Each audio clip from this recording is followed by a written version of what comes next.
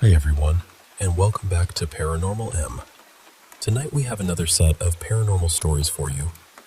Before we begin, please subscribe to the channel, and if you like the stories, give the video a like. We're starting with a story from a former night shift worker at Buttrey's in Great Falls. One night after work, his truck wouldn't start, so he decided to walk behind the building instead of waiting around. What happened next is why he says he never goes back there alone. Settle in, and I hope you all sleep well. Welcome everyone to my Mr. M channel. I hope your night is going well, and you're listening from somewhere calm and comfortable. Before we get into tonight's stories, please turn on notifications so you don't miss any new videos. And if you've ever had an unexplained paranormal experience, you can send it to me. Our first story tonight comes from someone who believed in these things for a long time, but never had a real experience until one strange night out in the country. What happened there stayed with them for years. So settle in, take it easy, and sleep well tonight.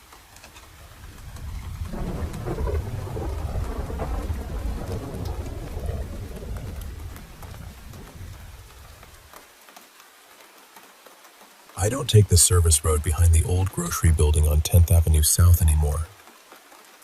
Not after midnight. Not by myself. And I mean that with my whole chest. This was back in December of '97, one of those Montana nights where the cold felt personal. The river was throwing off steam like something alive was breathing under it. I was working the late shift, stocking shelves at the old store, and I clocked out a little after 2 in the morning. My pickup wouldn't start. The battery was gone. Frozen, dead, useless. I remember standing there with my keys in my hand, just staring at it like disappointment had 4 tires. I didn't want to go back inside and sit under those buzzing break room lights waiting for a tow truck, so I decided I'd walk the back way. Cut behind the building, head toward the college side, then circle home from there. I'd done it before. Plenty of times. That night, I got maybe halfway down that narrow drive behind the loading dock when the big security light overhead burst. Not flickered. Not dimmed. Burst. Glass scattered across the concrete, and the sound of it was so sharp it made my teeth lock together. Then everything went quiet. No cars out on 10th Avenue. No wind. No distant engines. Just my boots breaking the crust of ice under me. And then I saw them. There were 3 figures standing near the old rail spur at the end of the drive. They were tall. Too tall. Taller than the trailers backed up to the dock. 8 feet, maybe more. Thin in a way that didn't look human, like shadows had been stretched until they almost tore. No faces, no clothes. Nothing I could call skin. Just the shape of people, cut out of the dark. And their feet weren't touching the ground. They were hanging there, maybe half a foot above the ice, still as fence posts. I couldn't move. I couldn't even get my breath right. Then the one in the middle tilted its head. But not the way a person does. It turned slowly, almost curious, like an animal listening for something under the floorboards. Only it didn't stop. Its head kept going farther and farther until it was completely upside down. And that blank place where a face should have been was aimed right at me. Then it raised one arm. That arm was too long, bent in too many places, and it pointed past me, back toward the store. Back toward the lights. I didn't look behind me. Something in me knew not to. I just ran. I ran straight through the parking lot and out onto 10th Avenue South. A truck driver laid on his horn, and I swear he missed me by less than a few feet. I didn't stop until a patrol car found me 2 blocks away, bent over on the sidewalk, trying to breathe. The officer kept asking what happened. All I could say was, they were counting. He said, "Counting what?" And I told him, The windows. The lights in the windows. They were counting which ones were still on. When they got to mine, it pointed. The police went back there and checked the drive. They didn't find anyone. No tracks in the frost. No marks. Nothing. But every bulb behind that building was blown out. The dock lights, the lot lights, all of them. Glass was scattered everywhere, like they had all popped at the exact same moment. I quit that week. Moved out near Fairfield not long after. Told myself distance would help. Told myself whatever I saw was tied to that building, that old back drive, that miserable hour of the morning. But it wasn't. I work days now. I don't stay out late if I can help it. Still, every few months, right around 2:11 in the morning, my wife wakes up and says she smells something burning. Not smoke exactly. More like old wires getting hot inside a wall. Then she looks out the bedroom window, and there's one of them standing in the field across from our house. 9 feet tall, floating just above the ground. Its head turned all the way upside down, looking at our window, counting. She doesn't wake me anymore. I asked her not to, because I told her the truth. If you look back, it knows someone is home, and then it starts counting your windows. I don't know what happens when it runs out. That's the part I'm afraid of.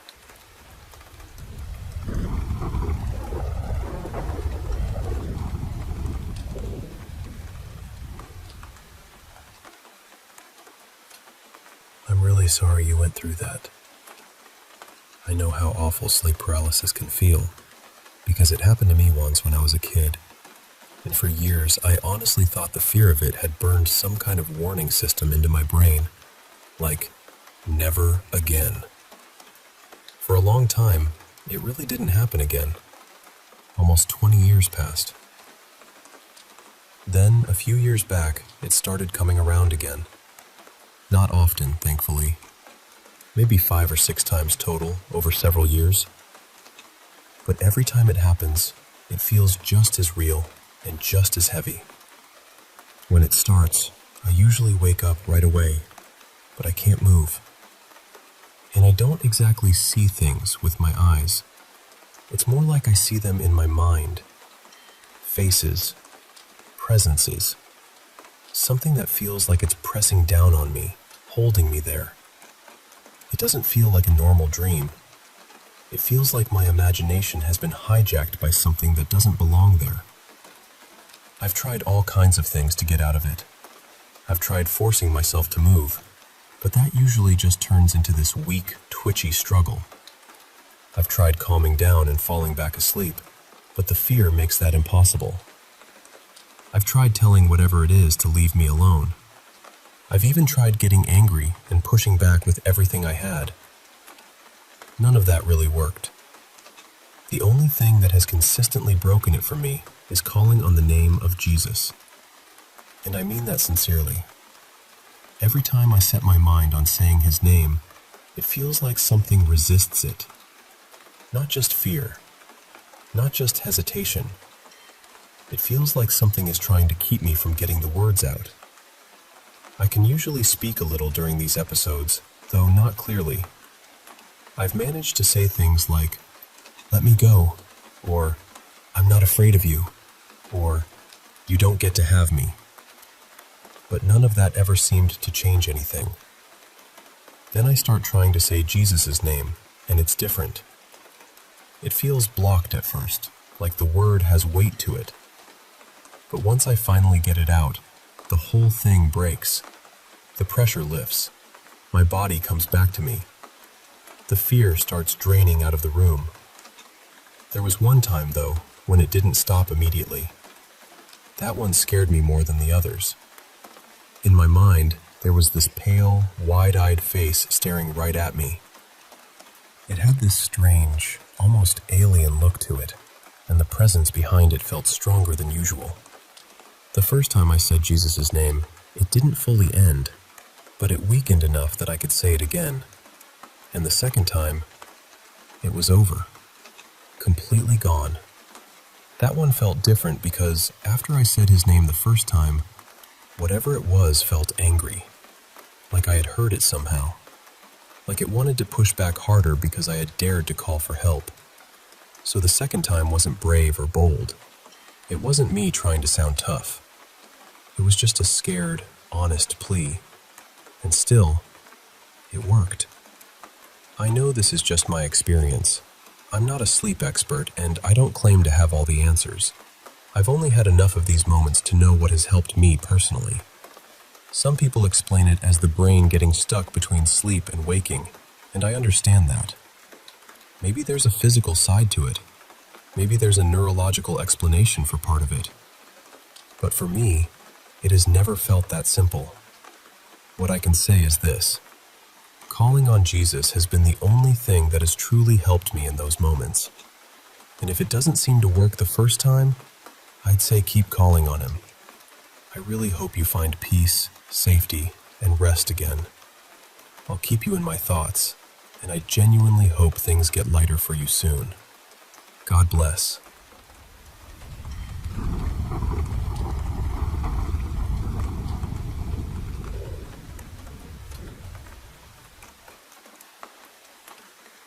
It wasn't exactly creepy, not in the way people usually mean when they talk about haunted places. It was more like this heavy, irritated energy hanging in the air, like something unseen was constantly pressing on people, nudging them toward anger, arguments, and conflict. I had a lot of friends out there, and I noticed the same pattern again and again. Some people seemed to get pulled into it. Others didn't fully give in. But once that door was open, it was like they were being pushed around by it.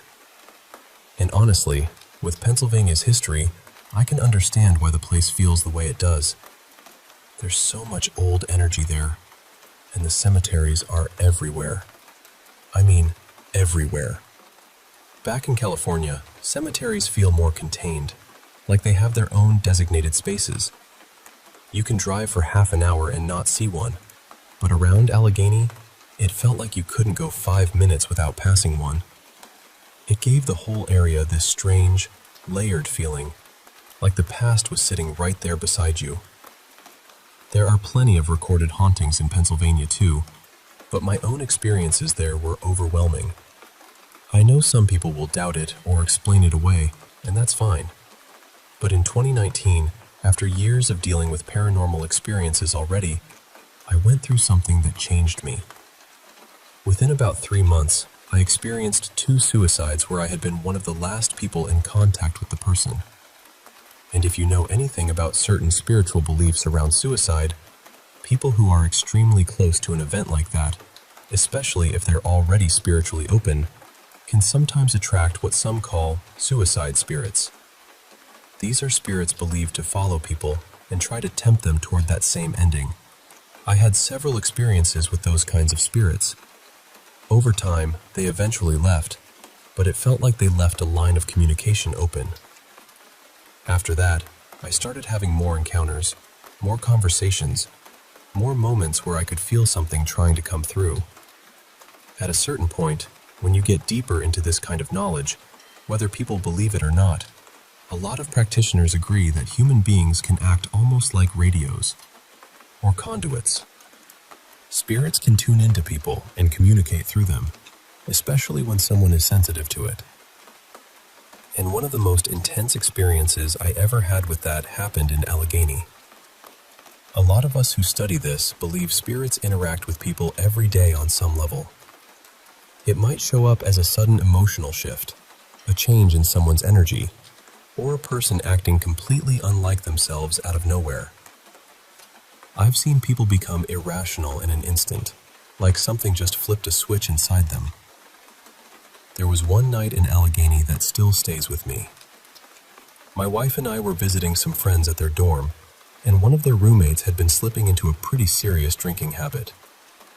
Her roommates told us that when she blacked out, she would act like she was possessed. She wouldn't remember any of it afterward. They said she would come out of her room with this empty, almost black-eyed stare, urinate on the floor, and become violently aggressive for no clear reason. My wife, Lana, and I were both sensitive to that kind of thing, and that night the energy in the dorm became too much. We stepped into the bathroom together just to get away from it for a minute.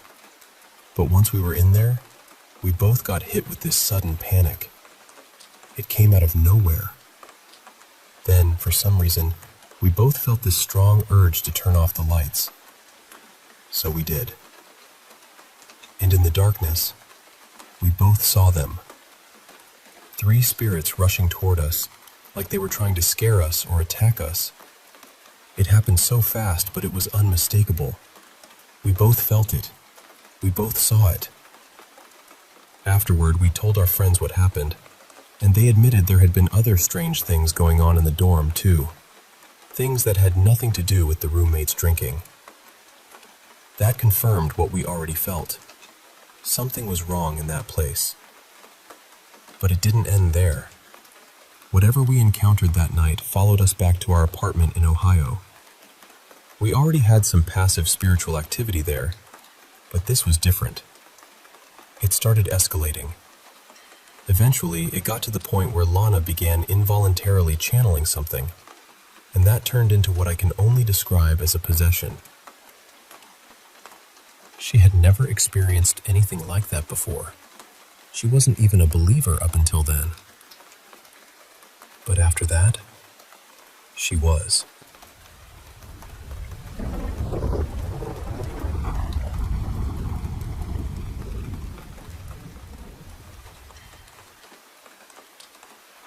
Bingo. That is exactly the feeling. When it's bad, I mean really bad. It starts at the back of your scalp. Then it rushes down your neck and spine, almost like a current, and spreads into your shoulders, all the way down to your elbows. It's that gut feeling, but stronger, sharper, like some inner Geiger counter clicking over something malevolent. Your energetic self is telling you, very clearly, that the place isn't just wrong. Whatever is there knows you're there. It has awareness. It has intent. And if there's someone nearby that it can influence, it can use them to look at you. Since I was a kid, there was one particular stretch along the Michigan lakeshore that I dreaded. It was in a sunny, wealthy area with beautiful lawns and clean streets, the kind of place that looks harmless from the outside. But there was this spot where Sheridan Road made a sudden hard left turn, and every time I went through there, my whole body reacted. For years, I thought maybe it was just the abruptness of the turn. Then I started looking into older maps, First Nation maps, early settlement records. South of that bend had been a major seasonal village. North of it, right where the road turned, had been a significant burial ground. That spot still has a different kind of energy. It buzzes.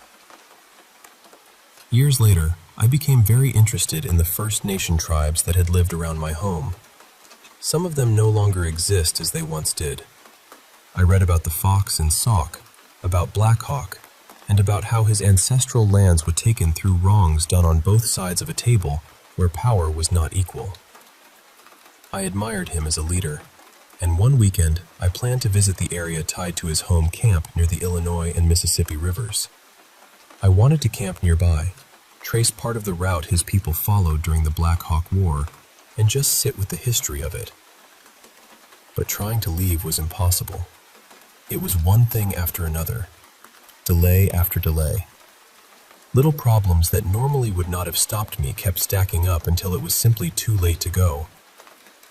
I was frustrated, but I was also aware. Something I could not see and could not explain felt like it was physically blocking me.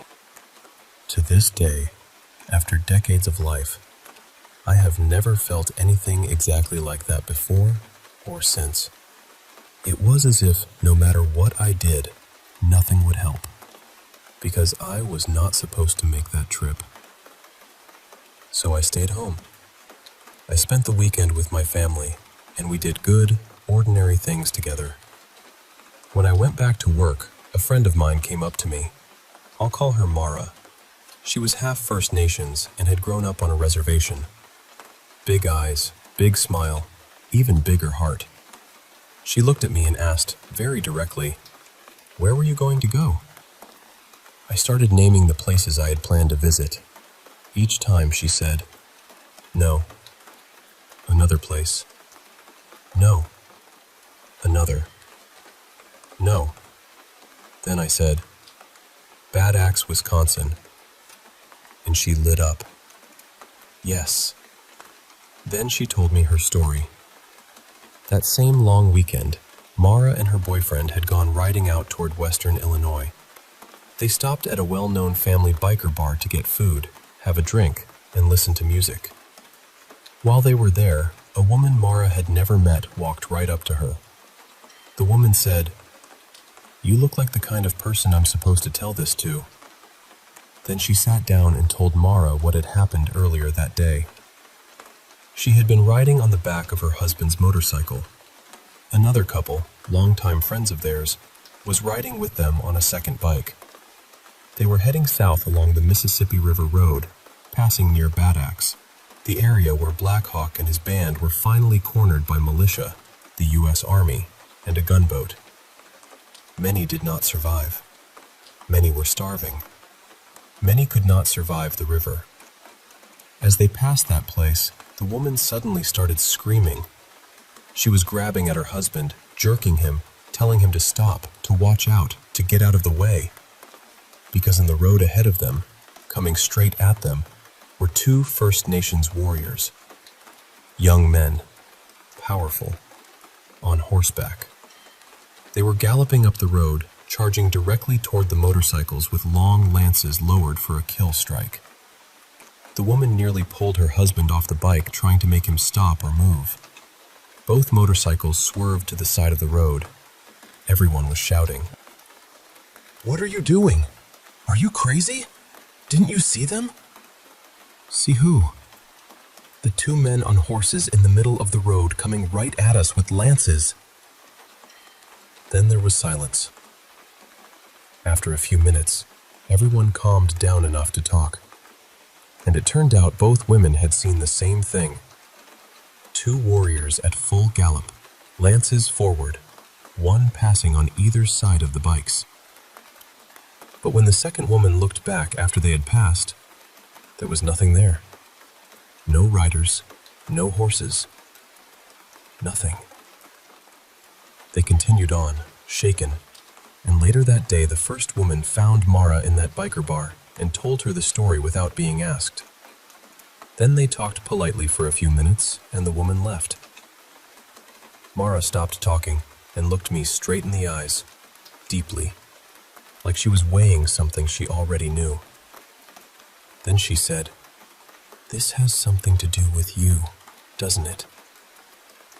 About a year later, I no longer worked at that company.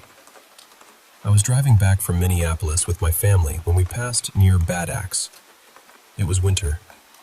There was about a foot of fresh snow on the ground. I decided to finally go see it. It was sad there, but also beautiful, peaceful, quiet after the snowstorm. It was midday, no wind at all. As we drove in, bare trees lined the road. My wife was sitting next to me. And then we both saw it. In a tree ahead of us and slightly to the right, maybe at the 1 o'clock position, something moved. It was about 3/4 of the way up the tree, near a large limb. My wife jumped in her seat. She pointed with one hand, hit my arm with the other, and grabbed me. "What is that?" I'll be honest, I don't know. It started as movement. Something not white, but grayish. As it moved from left to right, it seemed to get larger or fuller, almost like it was expanding from all its edges at once, filling itself in, but never quite reaching a complete shape. It moved maybe 10 or 20 feet over several seconds, from the middle of the tree toward the outer edge. At its largest, it looked 4 or 5 feet across. The closest way I can describe it is a 3/4 sphere, like the shell of a sphere with 1/4 missing, so you could see both the outside and the curve of the inside. Then it just faded out. I stopped the truck as my wife yelled. We were near the end of the park road, not far from the Mississippi, close to where I believe the worst of it likely happened. My wife was babbling a little. "I saw that. You saw that. What the heck was that?" She does not swear, so even that told me how scared she was. I could feel her fear rising. So I lied. It was a soft lie, but still a lie. I said, it was a snowy owl. Snowy owls do not really belong there like that, and what we saw was not an owl. But it was daytime, and it was the only explanation I could think of fast enough to help her calm down. She breathed out and said, "Yeah, that's what it was, a snowy owl." And she never brought it up again. We left after a few minutes. I will not go there again. For a while, I tried to explain it away. A puff of snow, a shadow, light on the windshield. But none of those explanations ever truly satisfied me. Then, about a month later, something happened. It was late at night. I was sitting in my truck with the lights off and the engine off, checking my phone before going inside. When I finished and looked up through the windshield, I saw something dimly lit moving through the air. I froze. Then I got out and looked up. I recognized it. It was the thing from Bad Axe. But this time, in the darkness, I could see it clearly. It was structured light, self-luminous, dim but distinct. It was fully formed now, a sphere, roughly 5 feet across. It was not rolling. It had orientation. It was moving with purpose. It was maybe 40 or 50 feet up, traveling northeast from the southwest. But it was not moving steadily like something carried by wind. It would pause slightly, then make sharp little turns. 10 degrees here, 20 there, then back again. And the wind was coming straight out of the east. This thing was crossing the wind, cutting across it. I watched it for maybe half a minute as it moved across the lot. Then it was just gone. Sometime later, I connected with an older couple who were Lakota. They were kind and polite, and they agreed to hear me out. I was hoping they might offer some guidance. We did not get very far. One of them excused herself. I do not know if she went to get something for herself or to do a blessing, or both. I had drawn what I saw at Bad Axe and what I saw above my truck a month later, hundreds of miles away. When they looked at the drawing, they both said the same thing at the same time. Actually, they blurted it. That's a medicine lodge.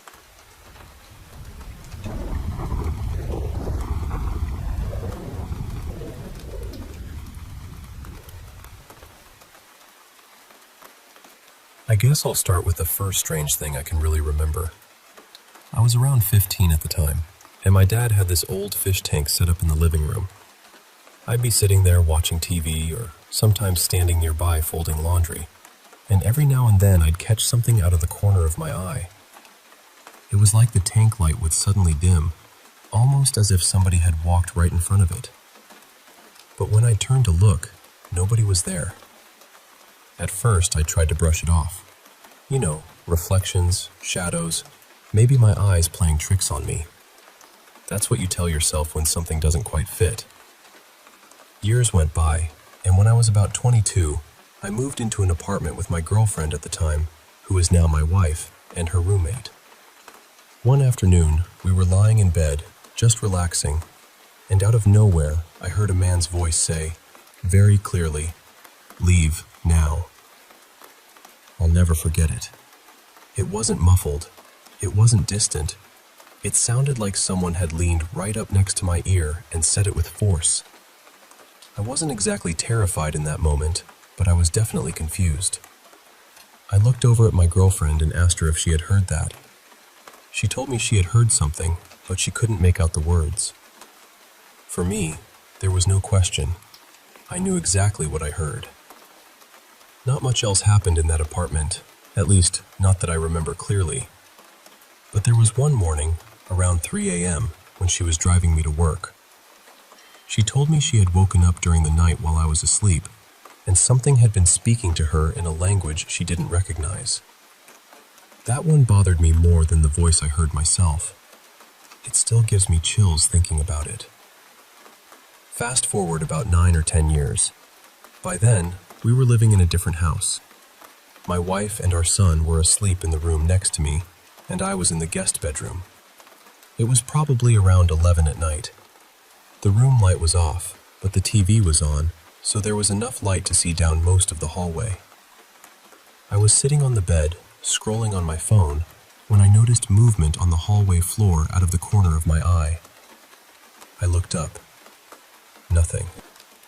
So I went back to my phone, and a few seconds later, I saw it again. This time, I didn't look directly at it right away. I tried to focus on it through my peripheral vision, because every time I looked straight at it, it disappeared. And that's when I saw what I can only describe as a woman in a pale nightgown crawling in a circle on the hallway floor. I know how that sounds. I really do. But I was seeing it. After a moment, she stood up. Then she started walking in that same slow circle in the hallway. Around and around, just moving in this strange, unnatural way. Then she stopped, and she looked right at me. The second she did, she sprinted toward the bedroom door. I mean full speed. Right as she reached the doorway, I threw my hand over and turned on the light. And she was gone. I sat there completely frozen, asking myself if that had actually just happened. The hair on my neck was standing straight up, and my heart was pounding so hard it felt like it was trying to get out of my chest. I still live in that same house now, and every once in a while, something strange still happens. There's a desk chair in my bedroom, and one night I woke up to it squeaking, like someone was sitting in it and rocking back and forth. Just as I became aware of the sound, something bumped against the side of my bed and hit my foot. Another time, I woke up to what I can only describe as a woman's laugh turning into a scream. It sounded cruel, almost angry. Thankfully, nothing has ever physically hurt me, and most of the time I don't feel like I'm in real danger. But I also can't honestly say these experiences feel harmless. They feel like something is there, and every so often, it wants me to notice.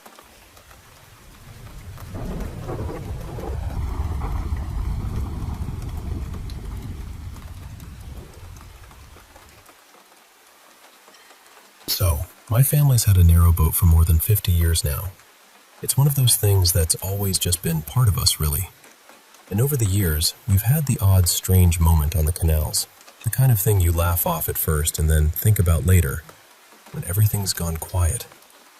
But this is the one I still can't explain. There are plenty of ghost stories around the canals, especially around the tunnels. And honestly, it makes sense.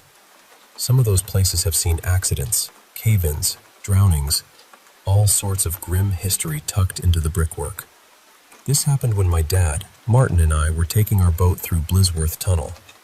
We'd done it countless times before, so it wasn't anything new to us. We were moving along steadily when we saw the headlamp of another boat entering from the far end. Nothing strange about that at first. The lamp wasn't especially bright, but neither was ours. That's just how it is sometimes. As we carried on, we could see the light coming closer, so we slowed down a bit, getting ready to pass. Blisworth Tunnel is wide enough for 2 narrowboats, but only just. There's really no room to be careless unless you fancy scraping paint and swapping a few sharp words in the dark. The other boat's light seemed to be about 200 yards ahead, maybe a little more, and it looked like it was sitting right in the middle of the tunnel, We could just about make out the shape of the bow behind the lamp. Then the light stopped moving. We figured the other boat had stopped to let us come through first. Maybe their headlamp was mounted off-center, we thought, because the boat still looked like it was dead in the middle. Odd, maybe, but not impossible. Then, after we'd gone another little stretch, the light started fading. At that point, we wondered if they were having trouble.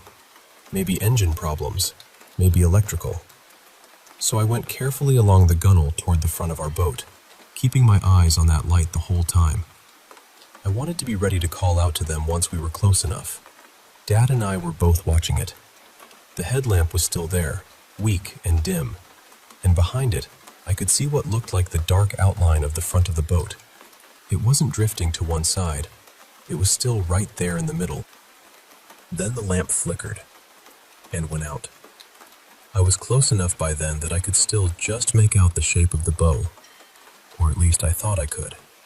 So I signaled back to Dad, basically warning him that we might be about to bump a dead boat in the tunnel.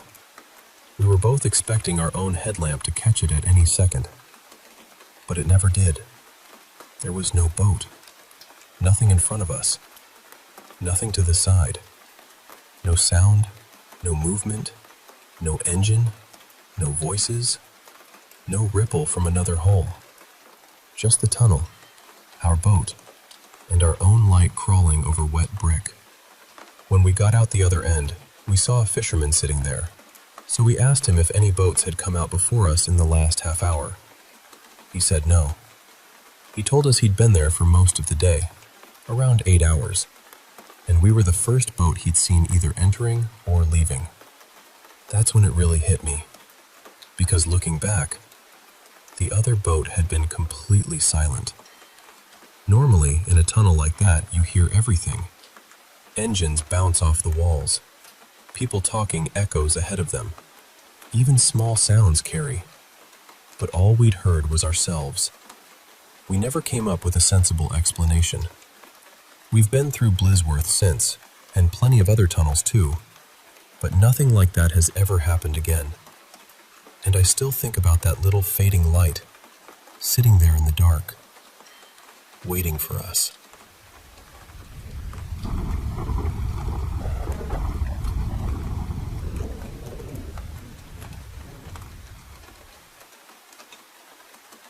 I had an imaginary friend when I was little.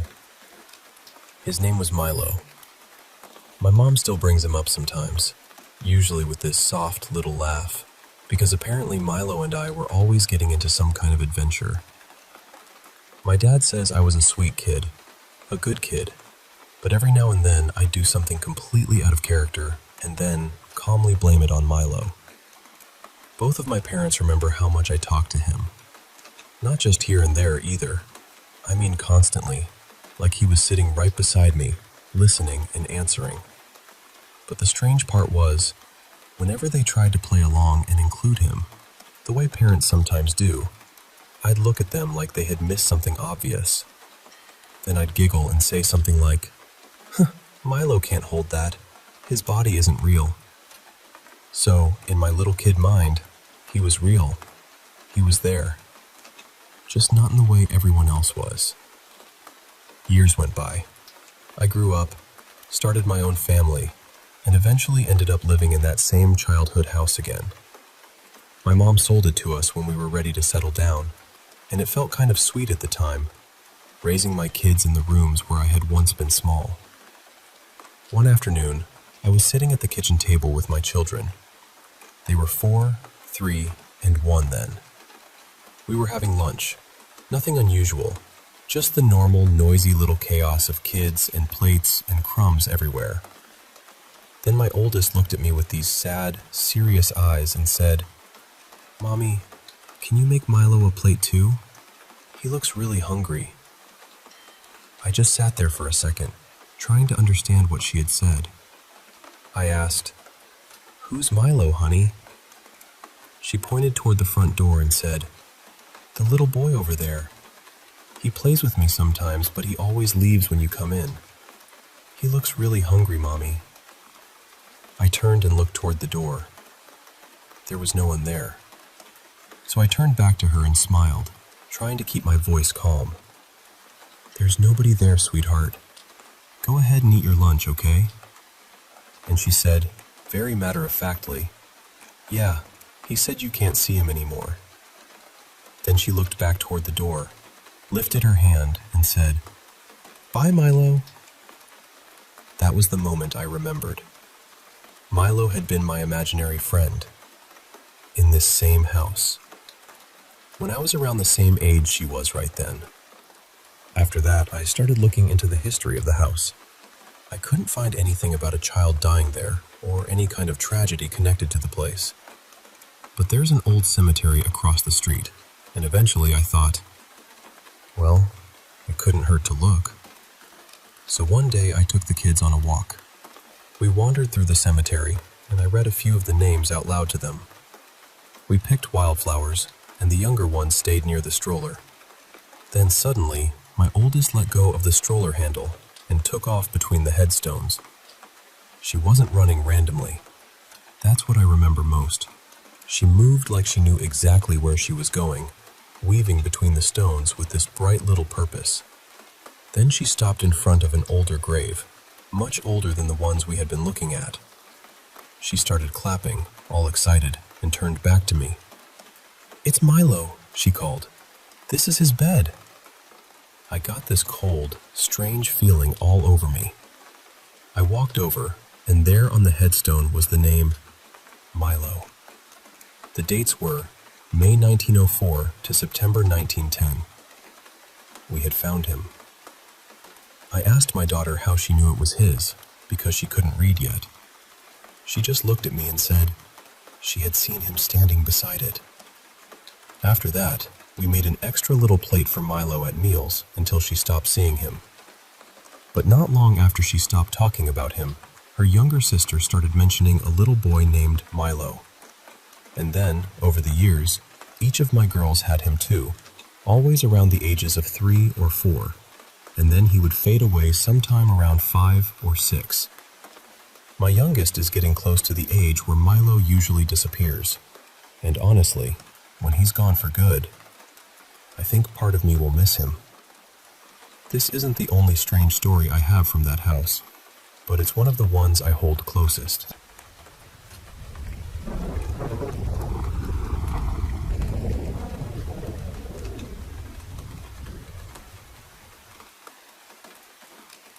Look, what I'm about to share isn't easy for me to talk about. For a long time, I didn't even know how to explain it without feeling that cold pressure in my chest all over again. It became one of those moments in life where everything splits into before and after. I was 18 when it happened. Back then, I was too curious for my own good, and I let my friends push me into things I should have stayed far away from. One night, mostly out of curiosity, I ended up browsing through some strange Telegram groups. They were the kind of places where people shared disturbing videos, accidents, gore, things you know deep down you shouldn't be watching. At first, it was unsettling, but not exactly surprising. Just dark internet stuff. But then I came across one group with a name that made it sound like anything could be posted there. I clicked in, and there were all kinds of strange videos. Some were bizarre, some were graphic, some had symbols and weird edits. Then I saw one video that immediately made me feel uncomfortable. The thumbnail had strange markings on it, almost like occult symbols, and something about it felt wrong before I even opened it. I remember thinking, I should leave. This could be illegal. And I should have listened to that thought. But curiosity got the better of me. When I clicked the video, I realized within seconds that it was something I never should have seen. It was disturbing, illegal, and deeply wrong. But then, without warning, the footage shifted.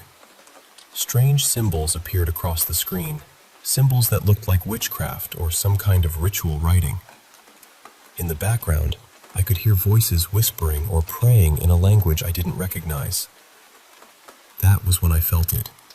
A heavy, sick feeling in my stomach. Not normal fear, not disgust. Something deeper. It felt like my body understood danger before my mind could. I closed everything, deleted the app, and tried to tell myself it was just shock, just guilt, just my imagination punishing me for looking at something I shouldn't have. But that night, things got worse. I went to bed and I had the most vivid dream I've ever had in my life. At least, I hope it was a dream. In it, I was walking out of my bedroom and moving slowly through the hallway of my house. Everything looked exactly the way it did in real life. The walls, the shadows, the silence. I walked all the way to the bathroom at the end of the hall. When I opened the door, the toilet was right in front of me, and the shower was off to the side. Then I heard a voice. "Hello." It was quiet, but it felt close. Too close. I turned to my right, toward the shower, and there was a little boy standing there. He was wearing a white robe or gown, and his face, I still don't like remembering it.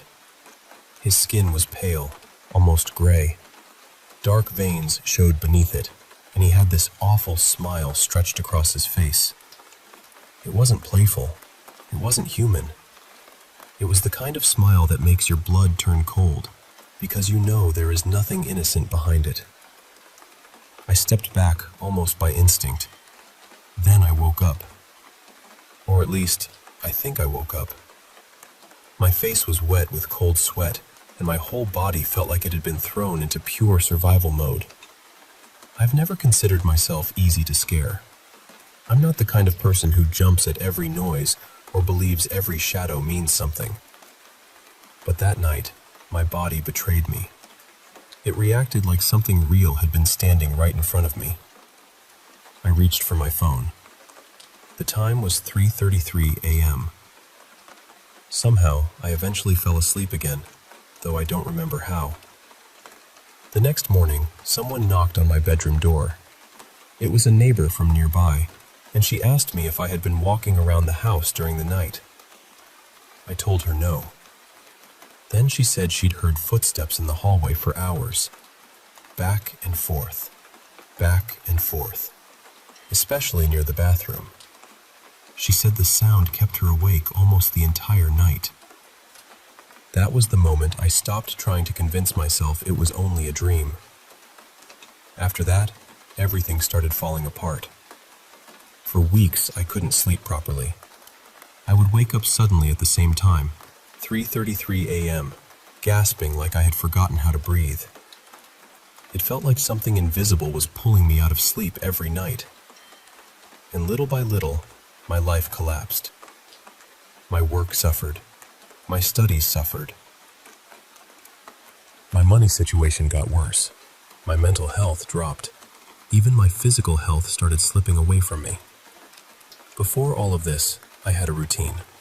I went to the gym, I ate well, I studied, I worked, I had goals, I had energy. I was always trying to become better in every way I could. Then suddenly, I didn't want to do anything. It felt like someone had drained the life out of me. Years have passed since that night, and I'm still trying to recover. I have good days now, but every time I feel like I'm finally getting back on my feet, something seems to come along and knock me down again. I don't know what happened to me. Maybe it was trauma. Maybe it was my mind reacting to something horrible I saw. Maybe I opened a door I should have never gone near. Or maybe something really did follow me home. I'm sharing this because I still don't have answers. And honestly, part of me is scared I never will.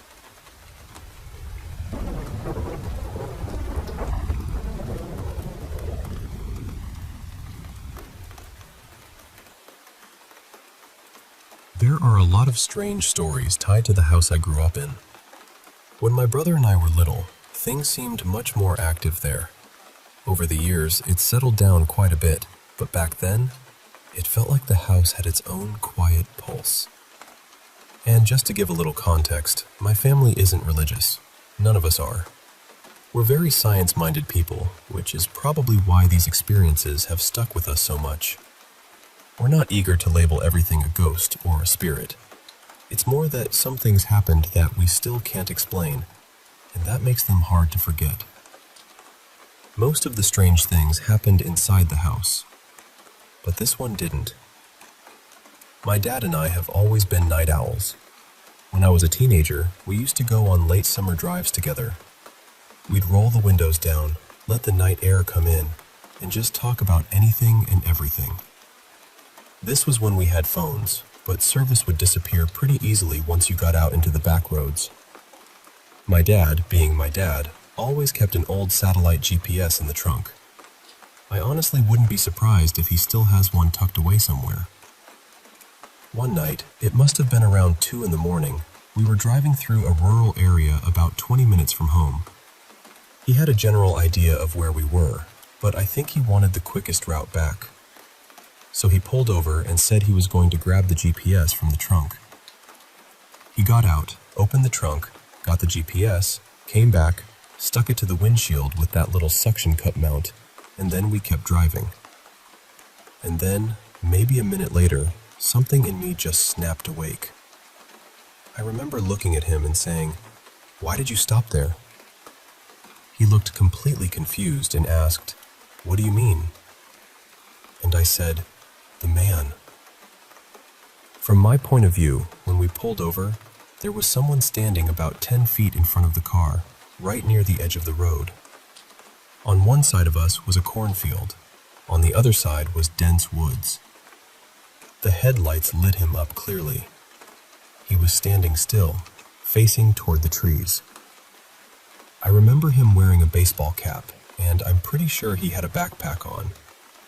He didn't move once. Not when we pulled over. Not when my dad got out. Not when my dad opened the trunk. Not when he came back and set up the GPS. He just stood there. And I just sat there, staring at him. That's the part that bothers me the most, honestly. Not just that I saw him, but how I reacted. Because that was not me. I'm anxious. I scare easily. If I saw a random man standing by the woods in the middle of the night, I would have immediately told my dad. I would not have let him get out of the car. I would have locked the doors, panicked, asked what we should do, maybe wondered if we needed to call someone. But I didn't do any of that. I sat there, silently, staring at this man like I had no alarm bells in my body at all. When I finally told my dad what I had seen, he said he hadn't seen anyone. Nothing. No man, no backpack, no figure at the edge of the road. And that made everything feel even stranger. I still ask him about it sometimes, just to make sure he remembers the conversation afterward. He does. He remembers me suddenly reacting once we were already driving again. He remembers me being shaken. But he never saw the man. We didn't turn around. I don't know why. Maybe we were too creeped out. Maybe we just wanted to get home. But normally, I would have wanted to go back and check. I would have wanted to know if he was still there. That was probably 8 or 10 years ago now, and I still think about it. It wasn't just the man by the road. It was the feeling that, for those couple of minutes, I wasn't reacting like myself at all. Like some part of me had been put on pause. My dad had a strange experience of his own when he was younger, back in that same family house, where something frightening happened and he also didn't react the way he normally would have. So I don't know what to call it, but I know what I saw. And whatever it was, it still unsettles me.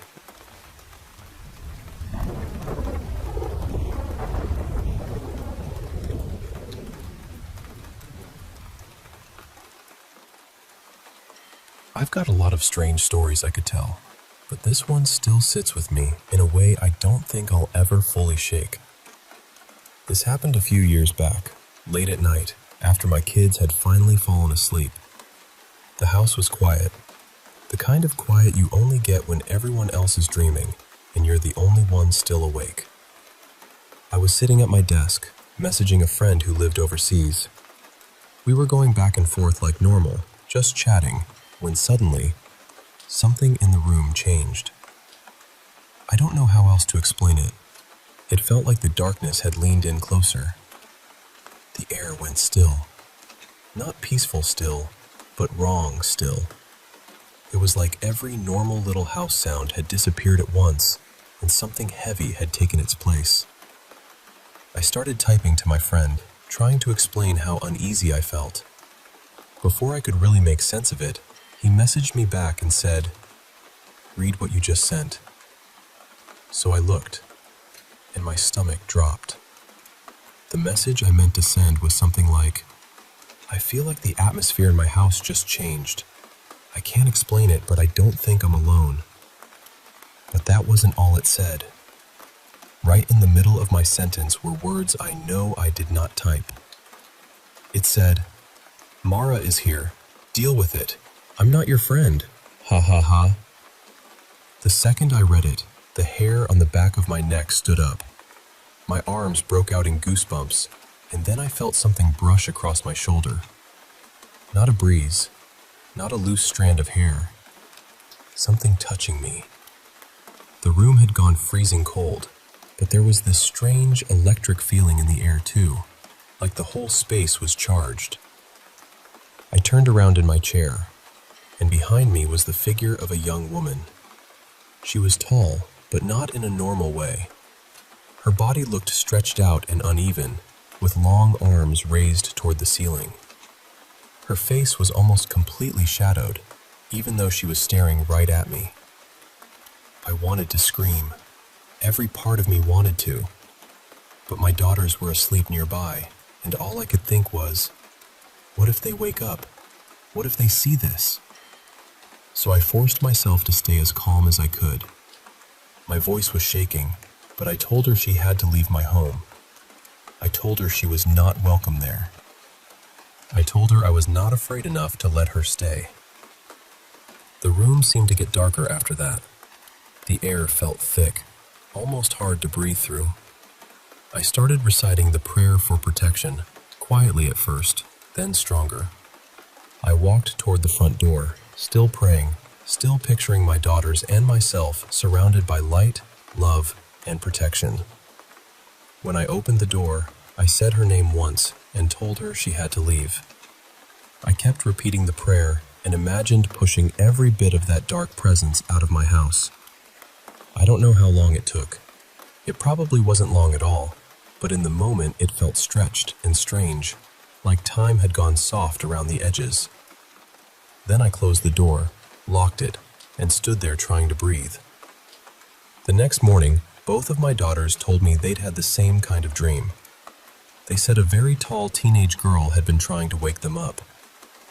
Then my older daughter looked straight at me and asked, "Mom, who's Mara? And why was she so angry with you?" I felt the blood drain out of my face. I told her not to say that name again. Not because I wanted to scare her, but because I didn't want that thing to feel invited back into our home. For about a week after that, I could still feel that dark energy around the property. Sometimes in the front yard, sometimes near the back. But every time I said the prayer for protection, it would pull back. Eventually, it faded completely. I still don't know what Mara was. I don't know why she came into my house, or why she chose that night to make herself known. But I do know this. Nothing has ever frightened me the way she did.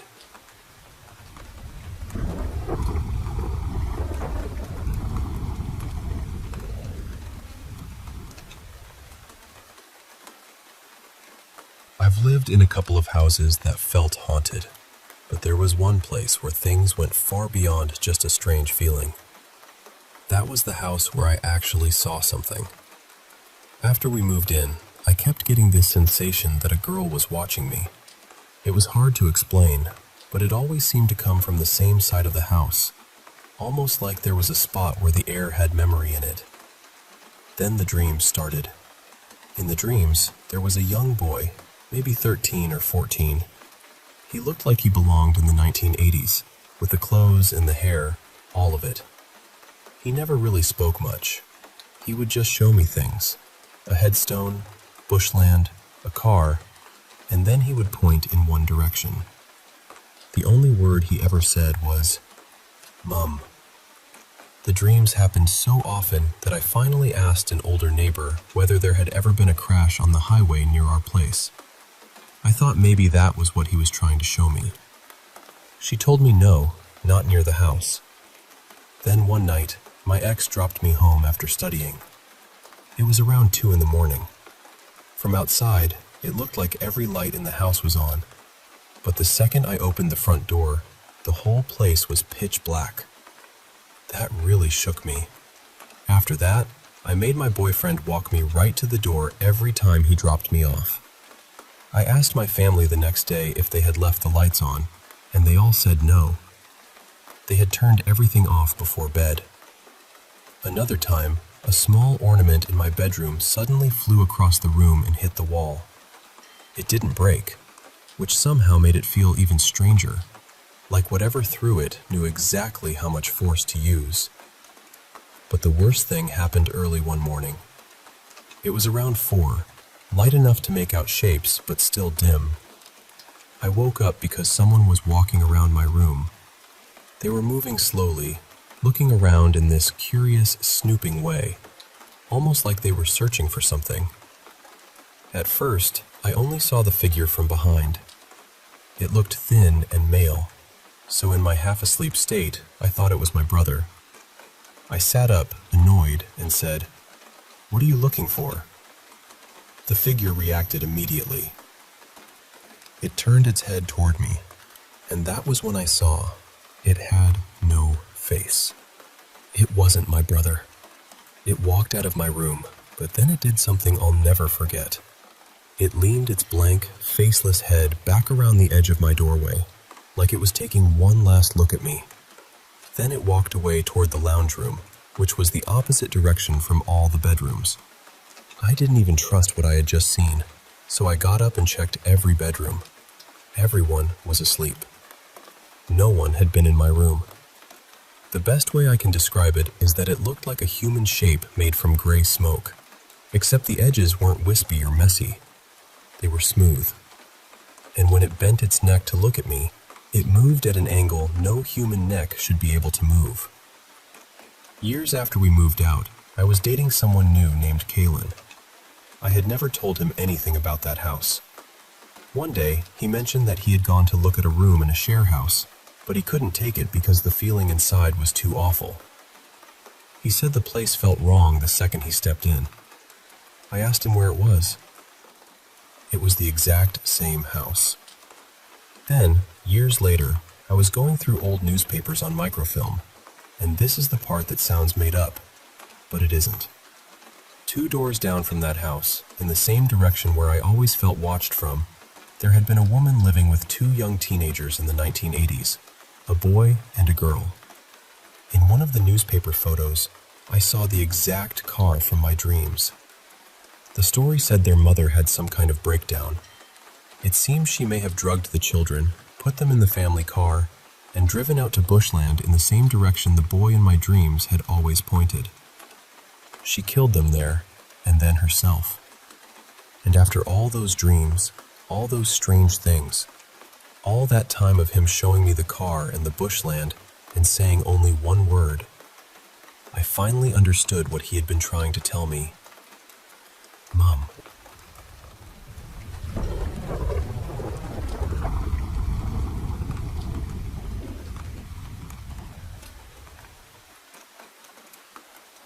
I used to live in this old house with my ex, Clara. It wasn't ancient or anything, but it definitely had that kind of tired, settled-in feeling, like the walls had been listening for decades.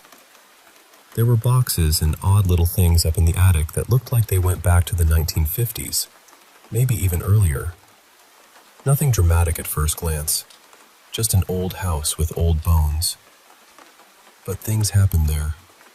Small things at first, then stranger ones. The basement was partly finished, but we mostly used it for storage. I was really the only one who ever went down there. One morning, I got home from work around 5:30, still half asleep and running on fumes, and I noticed the basement light was on. I could see it glowing through the little basement windows from outside. The weird part was, I hadn't been down there in weeks, maybe longer. Later that day, I asked Clara if she'd gone down there for anything, and she said no. She hadn't touched it. Another time, we went to bed like usual. Upstairs, all the bedroom doors were closed, except the bathroom door, which we always left cracked open. When we woke up the next morning, every single door upstairs was wide open. Not just slightly open, wide open, like someone had walked down the hall and pulled each one back. Then there was the basement itself. It was mostly one big open room, except for a small room tucked into one corner. But right in the middle of the open area, there was this big plastic utility sink and, for some reason, a toilet. Just sitting there. No walls around it, no sign there ever had been walls. Just a random basement toilet, standing there like it had been waiting for someone. And I know this sounds ridiculous, but anytime I spent more than a few minutes down there, I would suddenly get the strongest urge to use the bathroom, even if I had just gone before heading down. It happened enough times that I started joking the toilet was cursed, like it was trying to lure me in. Maybe it wanted a sacrifice. Maybe it was after my soul in the least dignified way possible. I don't know. It was absurd, but it was also genuinely weird. One night, Clara woke me up in a panic. I was completely asleep, dead to the world, and she shook me awake, asking, "Did you just say my name?" I told her no, obviously. I'd been asleep. She said a man's voice had woken her up. Not just whispering or mumbling either. It had said her full name. First, middle, and last. Clear enough that she knew exactly what she'd heard. The thing that bothered me most, though, happened one night after 1 a.m. I was downstairs on the couch watching a show. Clara was upstairs asleep. The whole house was quiet. From where I was sitting, I could see part of the staircase leading down from the second floor, but not the very bottom where it opened near the front door. Out of the corner of my eye, I saw someone coming down the stairs. Long, dark hair, moving quietly. I just assumed it was Clara. But there were no footsteps, no creaking, nothing. And then whoever it was never came fully into view.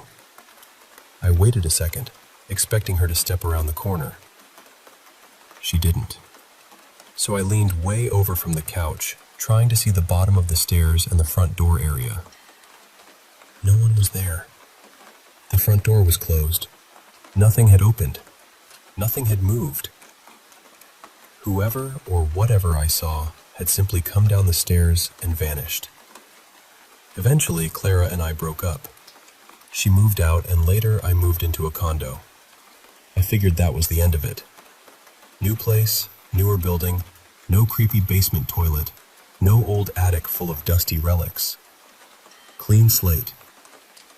Then one night, I woke up around 3 a.m, which almost never happens. I sleep like a rock. I'm the kind of person who can sleep through alarms, storms, and probably a minor parade. But I woke up suddenly, wide awake enough to know something felt wrong. I looked at the clock, confused, then sat up a little. At the foot of my bed, there was a figure crouched down. I stared at it for a long time. Not a quick glance. Not one of those half-second, maybe I imagined it things. I mean, I looked at it for probably 30 seconds, trying to understand what I was seeing. And then, honestly, I was so tired that I just thought, nope, not dealing with this. Laid back down and went to sleep. In the morning, with daylight in the room, I checked the foot of the bed to see if there was anything that could have looked like a crouched person in the dark. A chair, a pile of clothes, a shadow, anything. There was nothing. That was the part that got to me later. In the moment, I was too exhausted to care. But once I was awake and thinking clearly, it really unsettled me. So, yeah, The old house had strange doors, lights turning on by themselves, a voice calling Clara by her full name, and something with long, dark hair that disappeared at the bottom of the stairs. And somehow, even after I moved out, something still seemed to know where I was.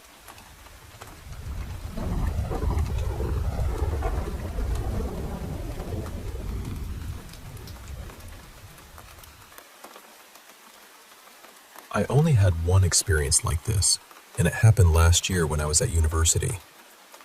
I rented one of the end units in this old triplex, and I lived there by myself for the whole school year.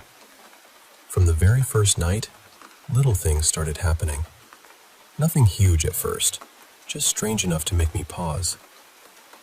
That first night, I took off my wristwatch and set it on top of a magazine on the couch. In the morning, it was gone.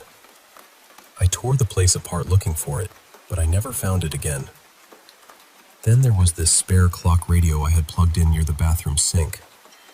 It kept switching itself on in the middle of the night, always to static.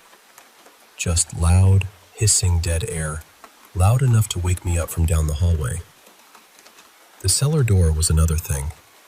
It would unlatch by itself and slowly swing open. The switch for the parking lot security light was down there too, and somehow it kept getting turned off. I'd go down, turn it back on, and later it would be off again. One night, I was reading in bed when something appeared right beside me. It looked like a pale white mist, almost like fog, but it didn't drift in from anywhere. It kind of grew outward from one little point until it was about the size of a short person, maybe a teenager. It stayed there just long enough for me to look at it, maybe 1 or 2 seconds, and then it folded back into itself and vanished. The strange thing is, I wasn't scared. I got up, checked the outlets, unplugged my stereo, and left the light on for the rest of the night. Somehow, I still fell asleep. After that, I started hearing voices downstairs when I was in bed. Sometimes footsteps too, coming up the stairs. I kept telling myself I was half asleep, and maybe I was. It never jolted me fully awake. It was more like I'd surface just enough to notice it, then sink back under. Then, just after Christmas, I locked myself out one night. I went over to the neighbor's place while I waited for my friend, Nolan, to come by with my spare keys. The other 2 units were both rented by women in their 30s. One of them had a kid, I think. We'd barely spoken before that night. We had a couple of beers, and after a while, one of them nudged the other and said, "Ask him." So the other one looked at me and said, "Have you ever had anything weird happen in your unit?" I played dumb at first. I didn't want to be the guy who says, "Actually, yes, my rental might be haunted." But then they started telling me their own stories. They talked about noises, things disappearing, laundry going missing from the bed before it could even be put away. One of them said her boyfriend once ran into something in the upstairs hallway in the middle of the night, and after that, he refused to sleep over again. So I finally told them what had been happening to me. That's when they told me my unit had always been the worst one. One neighbor said she'd hear footsteps tearing up and down the stairs in my place during the day while I was away on campus. Not once or twice, all the time. That bothered me more than anything else, because it meant things were happening even when I wasn't there to imagine them. They also told me the tenants before me had lived there for years, close to a decade, but eventually left because the disturbances got too irritating. Apparently, the biggest problem was the kitchen at night. Chairs scraping, things moving around, and sounds like a group of men sitting around playing cards. That made something click for me. When I first called the landlord about the place, he told me it was empty because the long-term tenants had gotten odd. He never explained what that meant. He just said they'd moved into another property he owned across town. At the time, I figured they just wanted to change. After that night, I couldn't really brush everything off anymore. When Nolan arrived with my keys, I told him what the neighbors had said. He got quiet, then admitted he hated going into my place over Christmas break to feed my fish while I was out of town. He said one day he'd stop by and all the lights would be off. The next night, every light would be on. Little things would be moved around too. His wife went with him once and refused to go inside after that. She remembered leaving lights on the night before, and when they came back, the whole place was dark. That shook her badly. I still stayed there for the rest of the school year. One night, I just spoke out loud to whatever was in the house. I said something like, "You can stay here with me, but don't scare me, don't steal my things, and don't mess with me." And honestly, it seemed to help. From January to May, not much happened. Doors still opened sometimes. The hallway closet light would switch on by itself. Once, while I was printing an essay late at night, I swear someone came up behind me and leaned over my shoulder. I jumped, then laughed and said, "Please don't do that." It never happened again. Still, I changed the way I lived. I started staying up until dawn before going to sleep. I spent as much time away from the place as I could.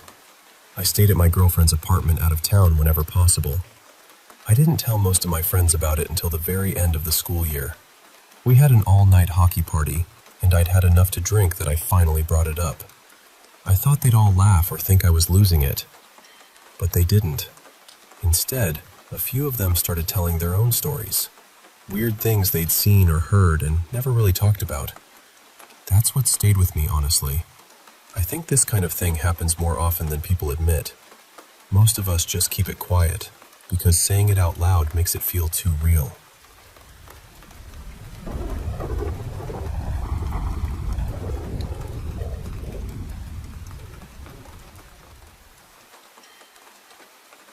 A couple of years back, we rented this tiny little Airbnb tucked away in the Texas Hill Country.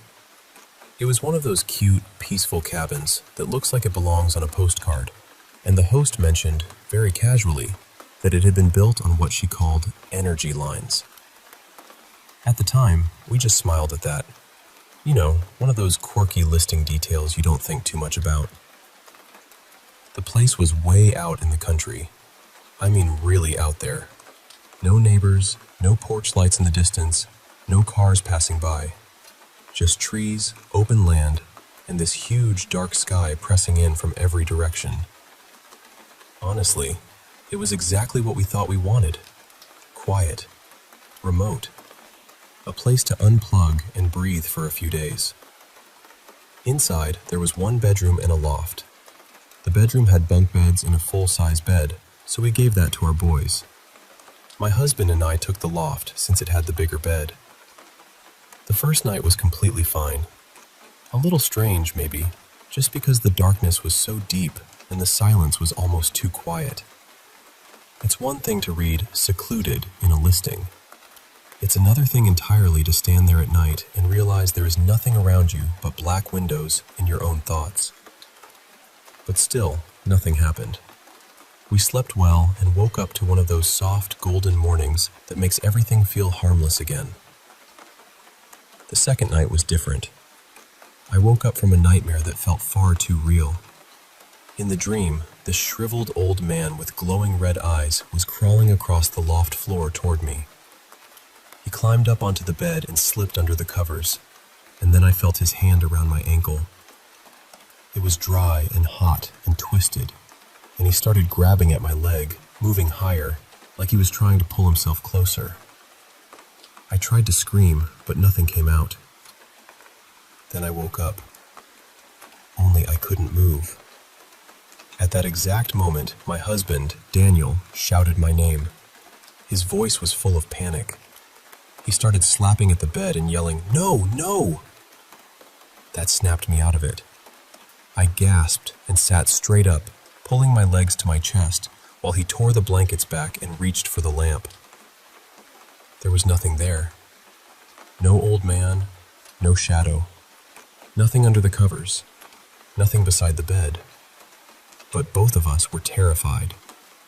Daniel told me he had been dreaming that something dark, Something he described as almost demon-like was trying to drag me off the bed and down onto the floor, like it wanted to pull me underneath, and I had been dreaming about that horrible old man crawling toward me.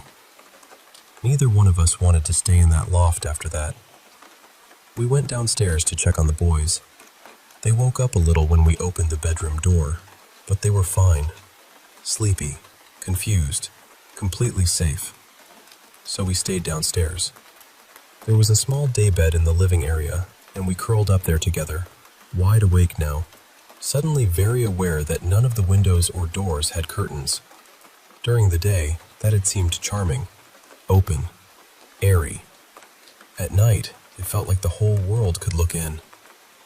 And I know how this sounds, but we both had the strongest feeling that we were being watched. Then something moved outside, just a shape in the dark at first, coming closer to the back door. We froze. I remember holding Daniel's hand so tightly my fingers hurt. And then it stepped into the porch light. A cat. Just a cat. One of the feral cats the host had told us about. She said they roamed the property and were friendly, but they weren't allowed inside the cabin. We had seen a few earlier that day, and this was one of the bigger tabbies. I don't know how to explain it, but it felt like she knew we needed her. So we opened the door and stepped out onto the wraparound porch. The air was warm and still, with heat lightning flickering way off in the distance. That cat came right up to us and let us pet her, purring like a little engine. And somehow, that changed everything. The fear started to loosen. The night didn't feel so hostile anymore. It was still dark, still quiet, but not empty in the same way. After a while, we got sleepy again. We went back inside, and believe it or not, we went back up to the loft. And we slept just fine. But for a few minutes there, in that tiny cabin in the middle of nowhere, I have never felt so certain that something had come very close to us.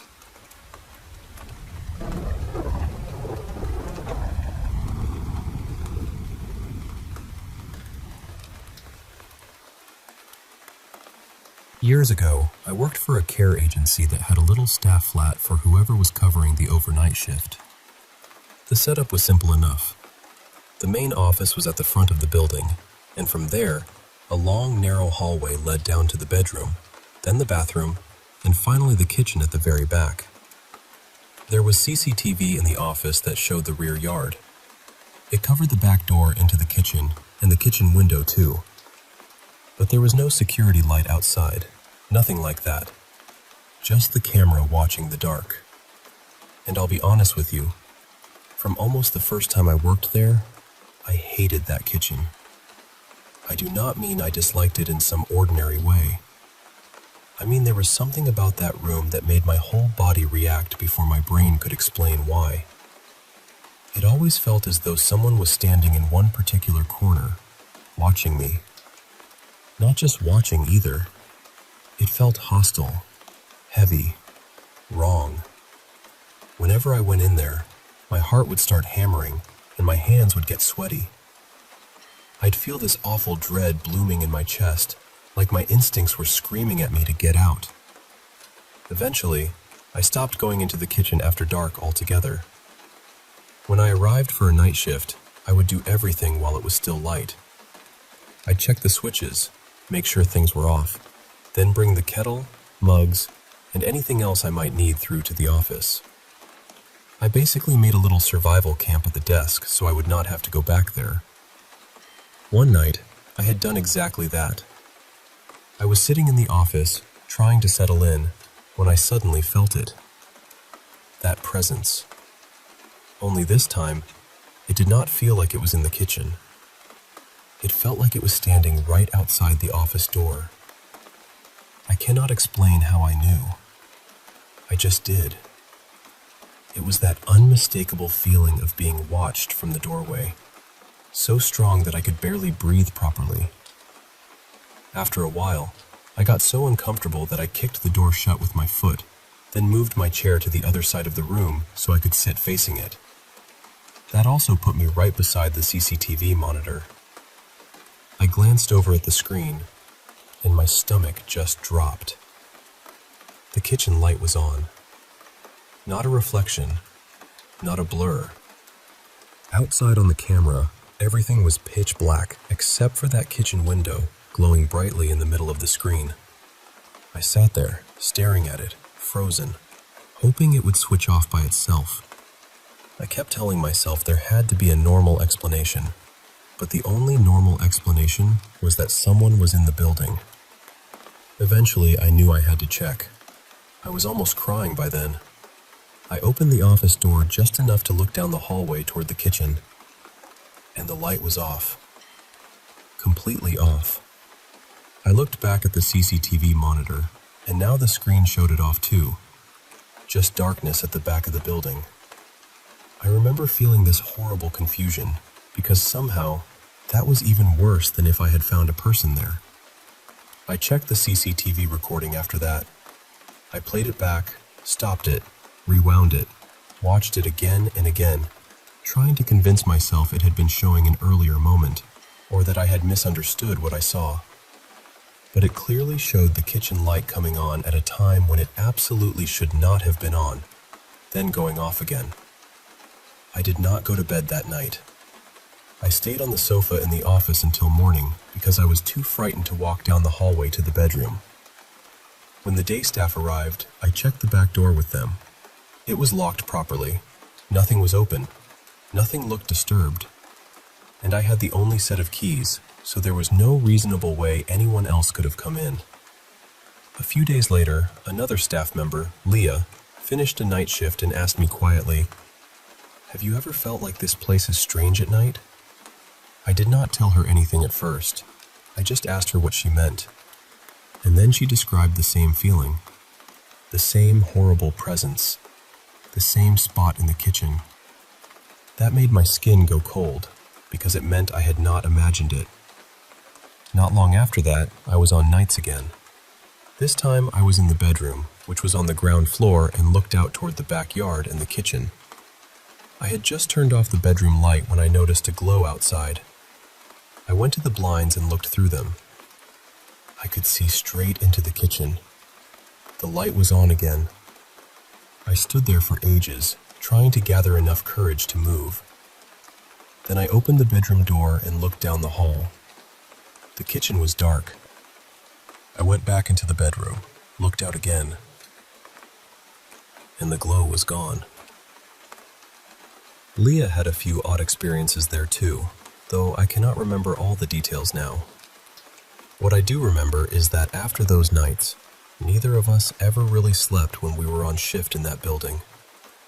I have never experienced anything like it since, and after all these years, I still cannot explain what was happening in that kitchen.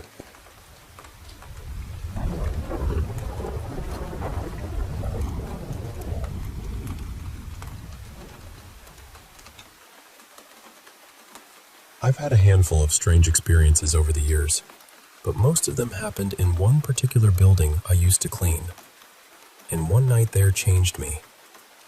I worked for a cleaning company, and we handled the housekeeping for a performing arts group. One of their venues was this old Orpheum-style theater. Beautiful place, but from my very first shift, something about it felt off. At first, it was small things, stuff falling from shelves, distant screams when no one was around, heavy footsteps from somewhere above me. And that's the thing. These old theaters are built solid. Granite, marble, concrete floors. You could have a couple hundred people moving around upstairs and hear voices, maybe a little shuffling, but you don't hear clear, heavy footsteps. So the first time I heard those slow, thudding steps above me, it stopped me cold.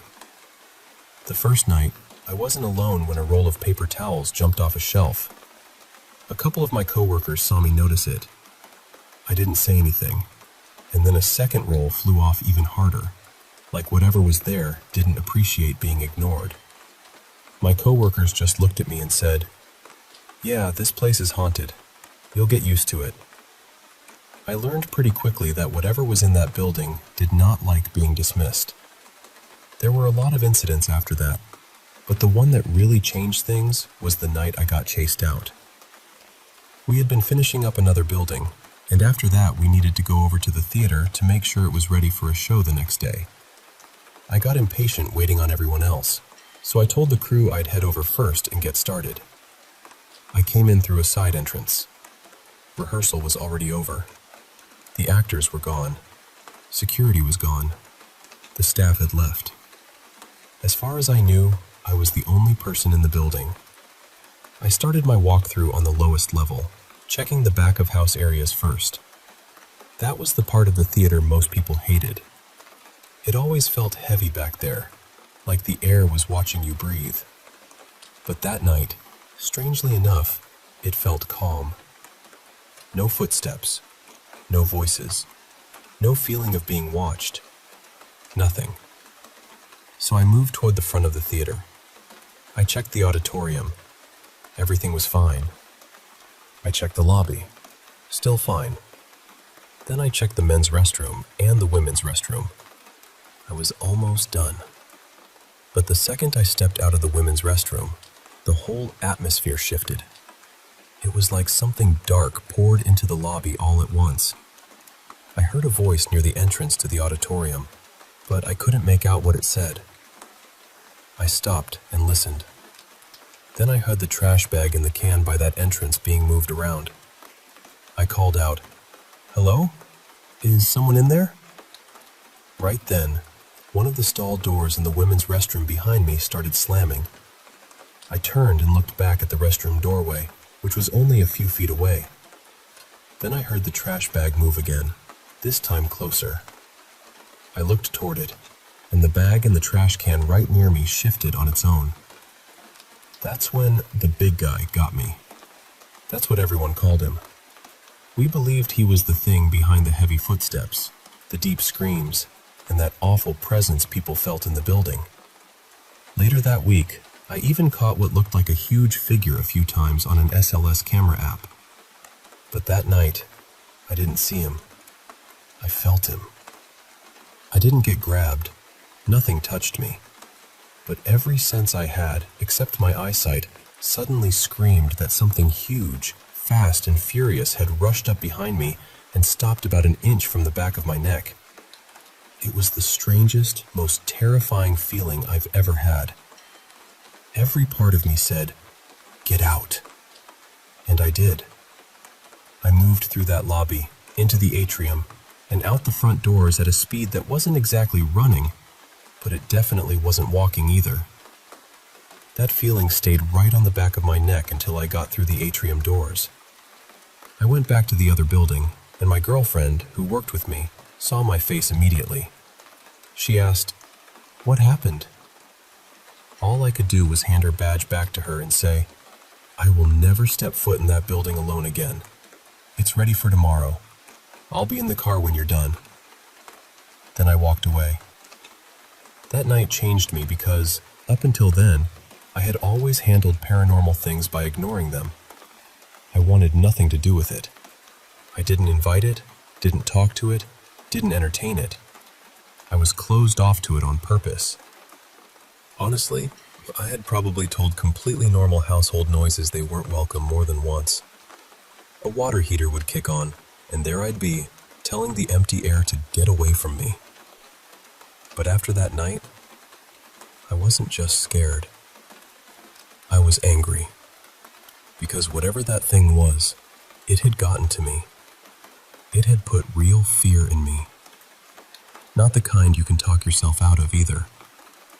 My body was leaving that building, whether my brain agreed or not. So after that, I started researching. I began doing rough, amateur investigations in the theater. Nothing fancy, just me trying to understand what was there. It felt like being a boxer who lost the title and wanted a rematch. And I got some interesting responses. That's when I started calling the big guy the coward, because whenever more than one person was around, he kept his distance. He would linger at the edges, but he wouldn't come close like he did when I was alone. And he really didn't seem to like it when I caught him on the SLS app. Out of everything that happened in that theater, that night was the most undeniable. That was the night I stopped ignoring it.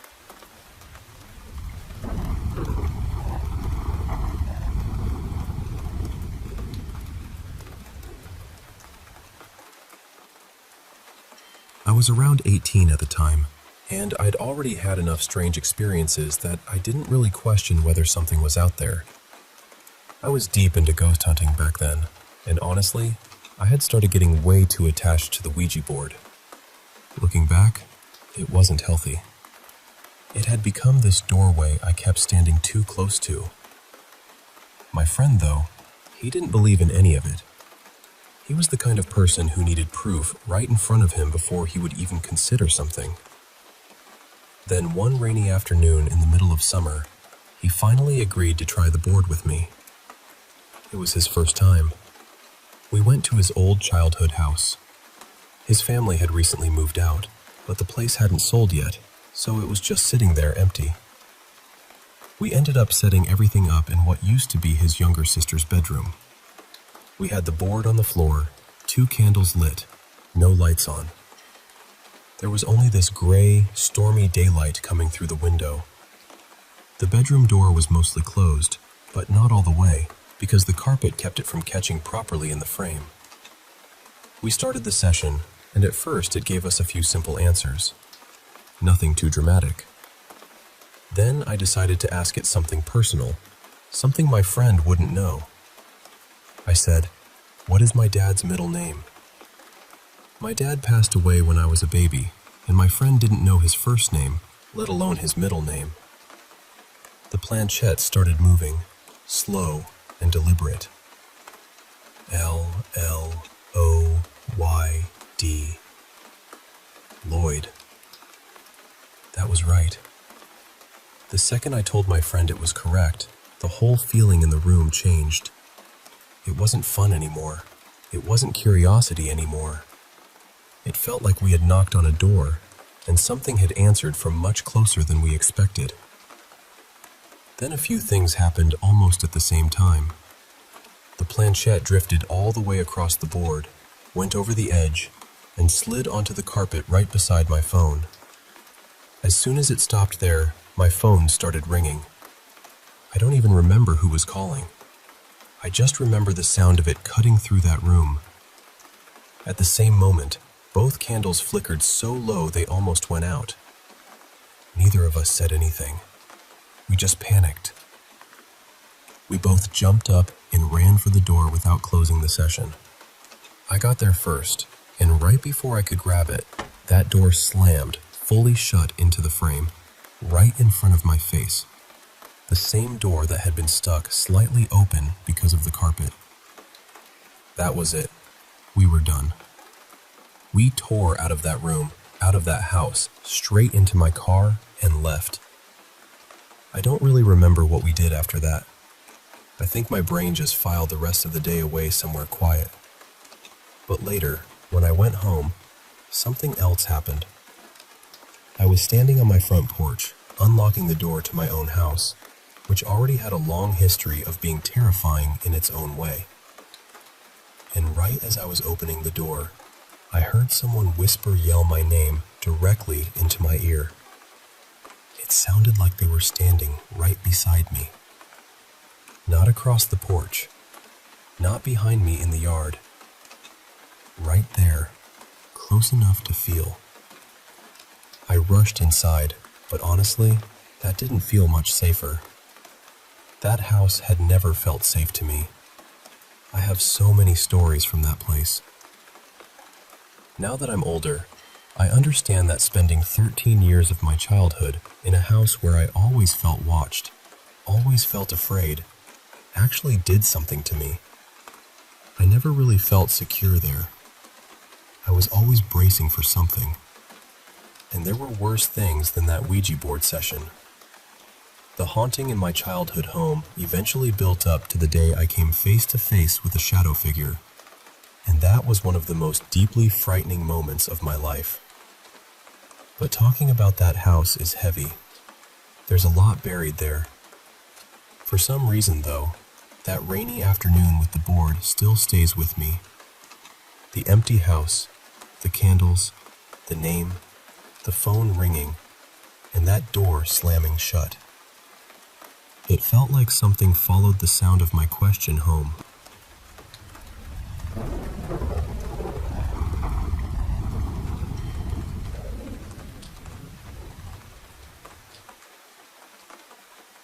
I used to be exactly where you are.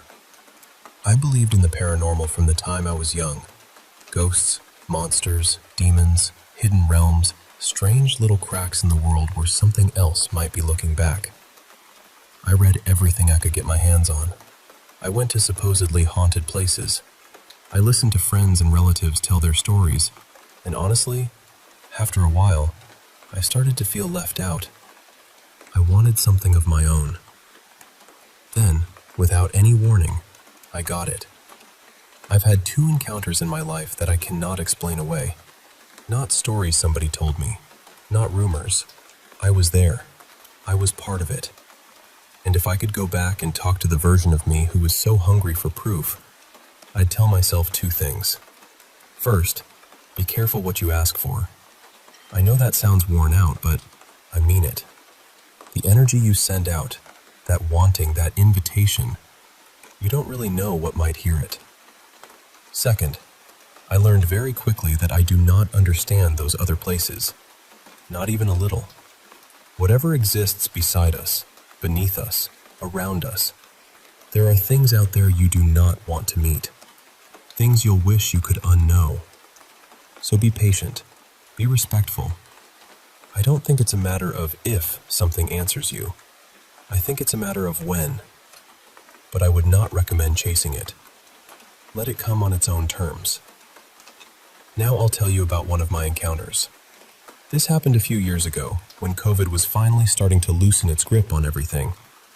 I was living in Dallas at the time, and because of a sudden mess of circumstances, I had to move almost immediately. I didn't have much money, didn't have much of a plan, and life had basically grabbed me by the collar and dragged me back toward Oklahoma. I arranged to stay with one of my aunts when I got there.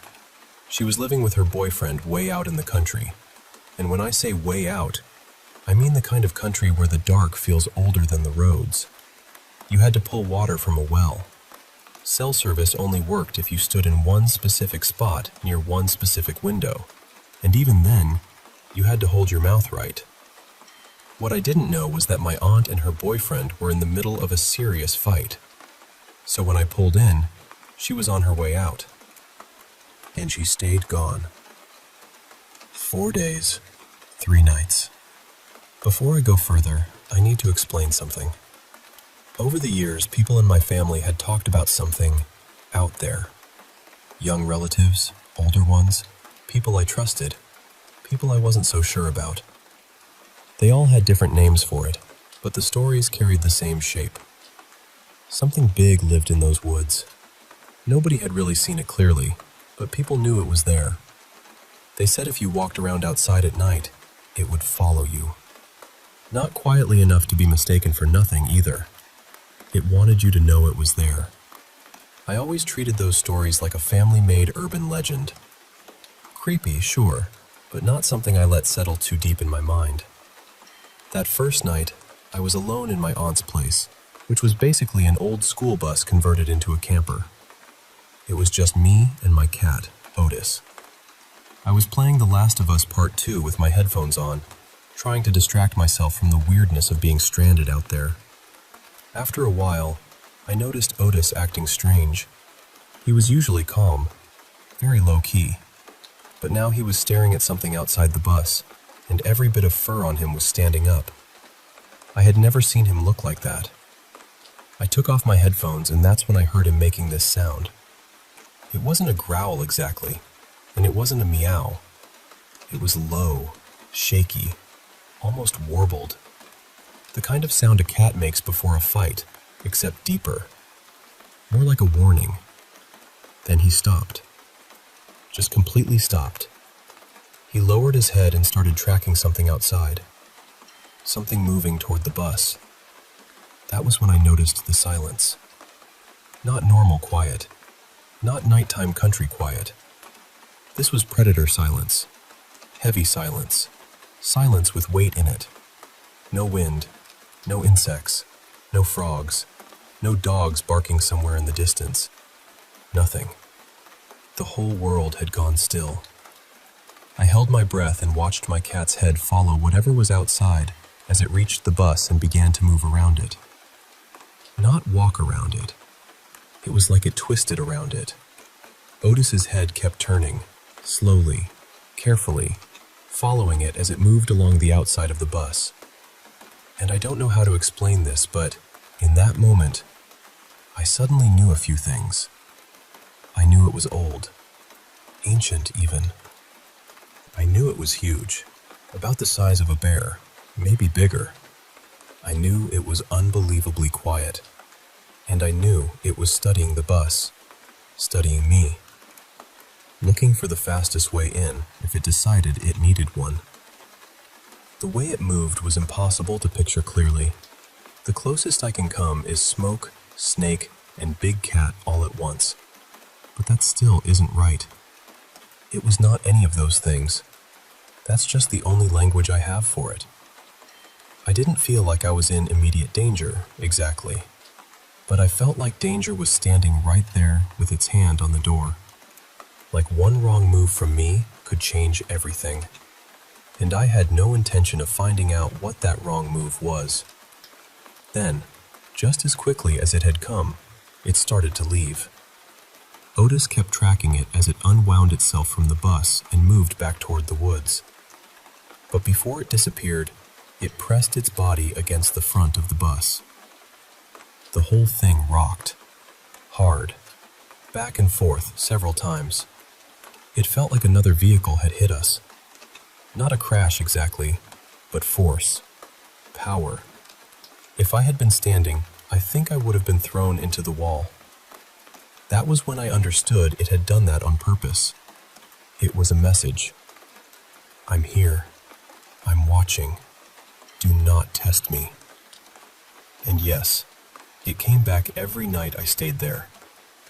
The next 2 nights, I waited for it, listened for it. The last night, I was sitting in one of the booth seats with my back against a window, trying to read and keep myself calm. Somehow, it got right up to the bus before I realized it was there. No footsteps, no warning. Just that silence again. Then I felt it press its weight against the window behind me. The metal creaked. The window started to bow inward from the pressure. I swear, I nearly dropped dead right there. I moved to the middle of the bus and stayed there until morning, away from every wall, every window, every edge of that place. The next day, I left. I have never gone back.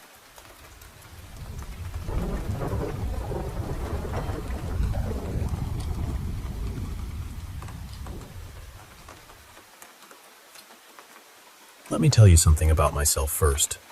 I was an unusual kid, and honestly, I still am, just with more years on me now. I wasn't diagnosed as autistic until I was an adult, though looking back, it made perfect sense. It runs deep in my family. I've also always remembered things people insist I was too young to remember, but I do remember them, clearly. Not just as pictures either. I remember the smell of a room, the feel of the air, the texture of things, all of it. And as long as I can recall, I could read. Books were my refuge. I loved fairy tales, folklore, anything old and enchanted. But even as a child, I knew perfectly well the difference between fantasy and real life.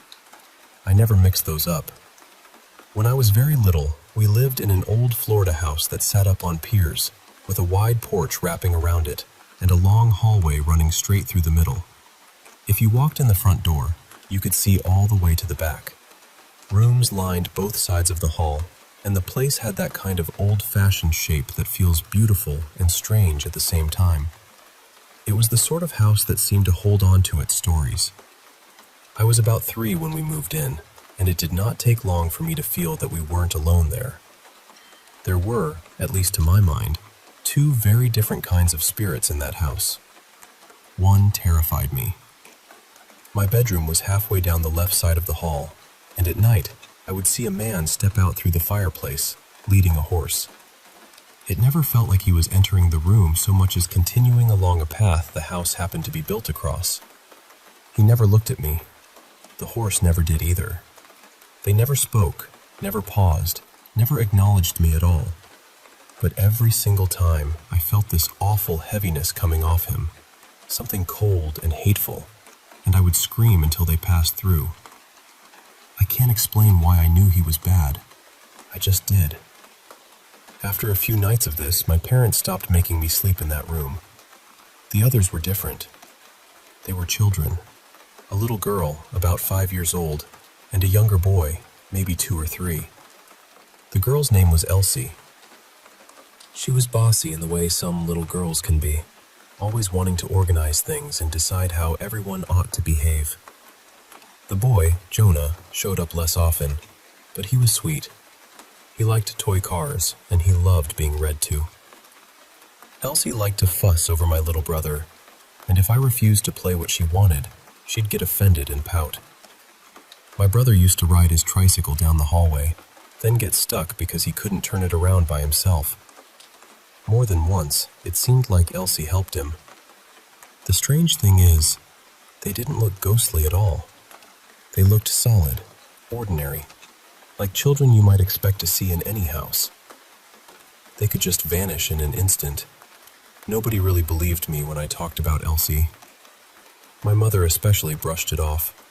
She thought she was imaginary, and because people sometimes tried to call me by a nickname that sounded a bit like her name, my mother decided I must have invented Elsie out of that. That bothered me so much. I knew what I was seeing, and being teased about it made me furious. At one point, my father built a big bird enclosure at the end of the playroom and filled it with parakeets. I liked watching them, though from a distance.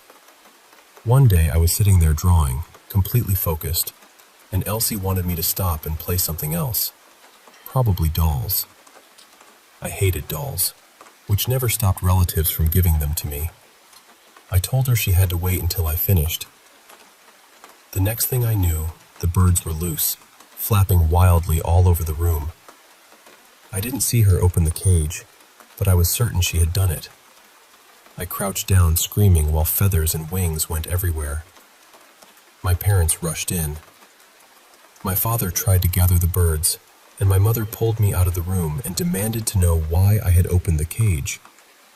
I told her I hadn't, that Elsie had. She thought I was lying, and I got punished for it. I was angry at Elsie, hurt by my mother, and completely shaken by the birds. Even now, if one flaps too close to my head, my whole body remembers that moment. Then my baby sister was born in the winter, during a cold spell, and my mother had fires going in the fireplaces to keep the house warm.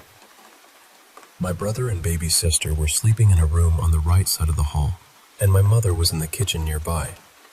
My brother, trying in his toddler way to help, decided the baby must be cold and pushed her bassinet closer to the fire. Too close. Eventually, it caught. My mother later said that a little girl ran into the kitchen, shouting that the baby's bed was on fire. She ran in, saw the flames, snatched my sister out, and shoved the burning bassinet outside through the porch door. Then she came looking for me and the girl. I was nowhere near it, just playing at the other end of the house, completely unaware of what had happened. She demanded to know who I had let in. There were neighborhood girls I wasn't allowed to invite over, so that's what she assumed. I told her I hadn't let anyone in. I said it must have been Elsie. My mother searched the house and found no one, which only made her angrier. But then my father came home, and after hearing her describe the little girl, he came and asked me what Elsie looked like. I described her exactly as I always had. Blonde ringlets, a pale blue dress with a white collar, little brown lace-up shoes. My mother had described the same child. Even my brother said it was Elsie. Not long after that, we left the house because my parents were separating. I was heartbroken to go. For years afterward, my mother refused to hear anything about what had happened there. She became very religious, and the idea of ghosts didn't fit into the way she wanted the world to work. If anyone mentioned that house, She got angry. She said we were lying. She especially hated that I never backed down. When I was older, I went to live with my father. One day we were driving past that old house, and it had been lifted up, ready to be moved somewhere else. I looked at him and said I wanted to ask him something about the place. He just smiled and said, "About the ghosts?" He told me he'd heard footsteps running down the hallway when no one was there. He told me he had seen the man with the horse too. He even said that one time, when my brother had gotten his tricycle stuck in the hall again, he started to get up and help, but the tricycle turned around by itself. My brother wasn't touching the handlebars and wasn't pedaling. My father said he laughed and thanked whatever had done it. Then he told me the part that has stayed with me ever since.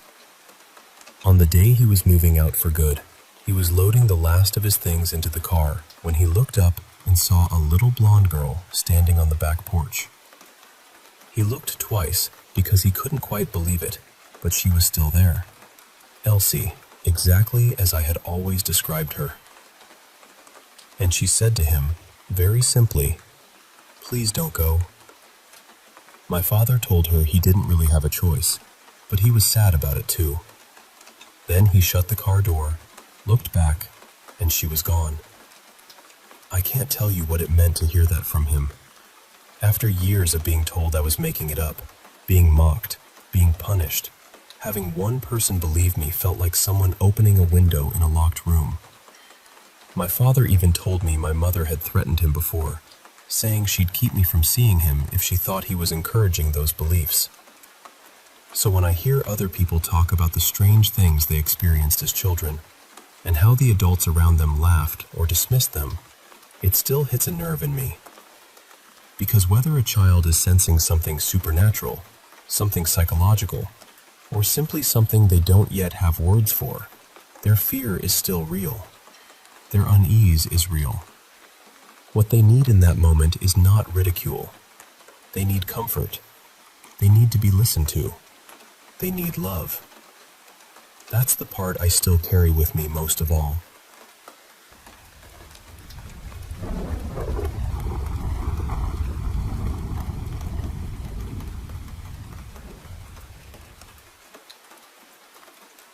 Hey, I want to tell you something that happened when I was around 12.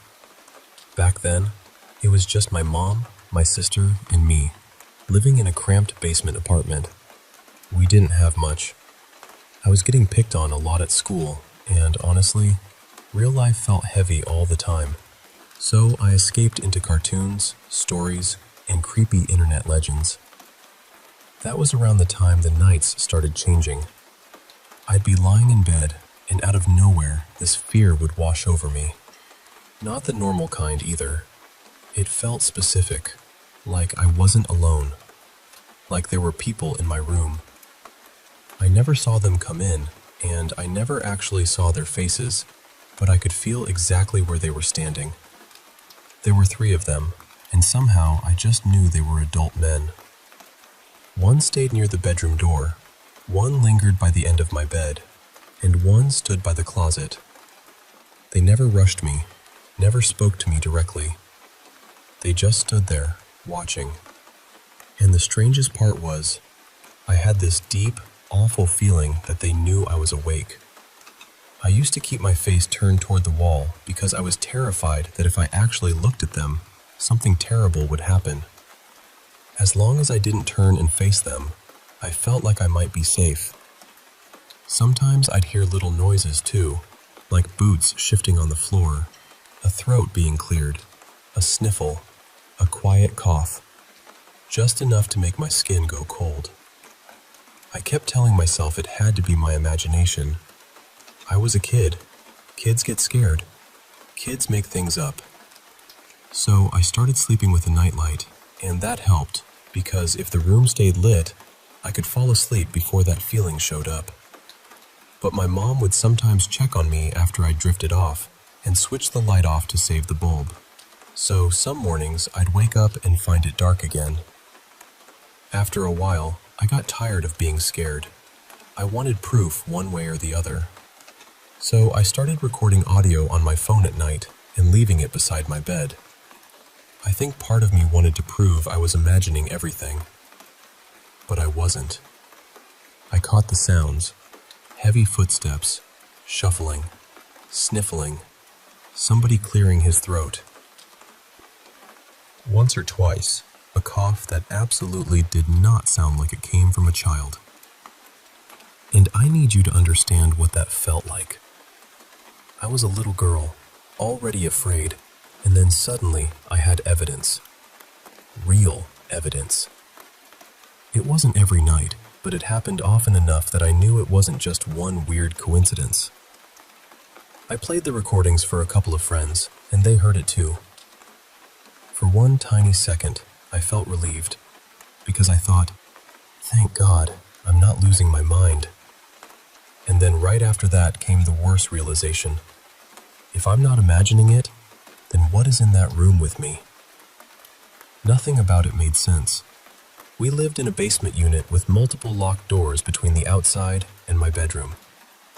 Even if somebody somehow got in, how were they silent enough on the way in that the recording never picked it up, but loud enough in my room for the phone to catch their boots on the floor?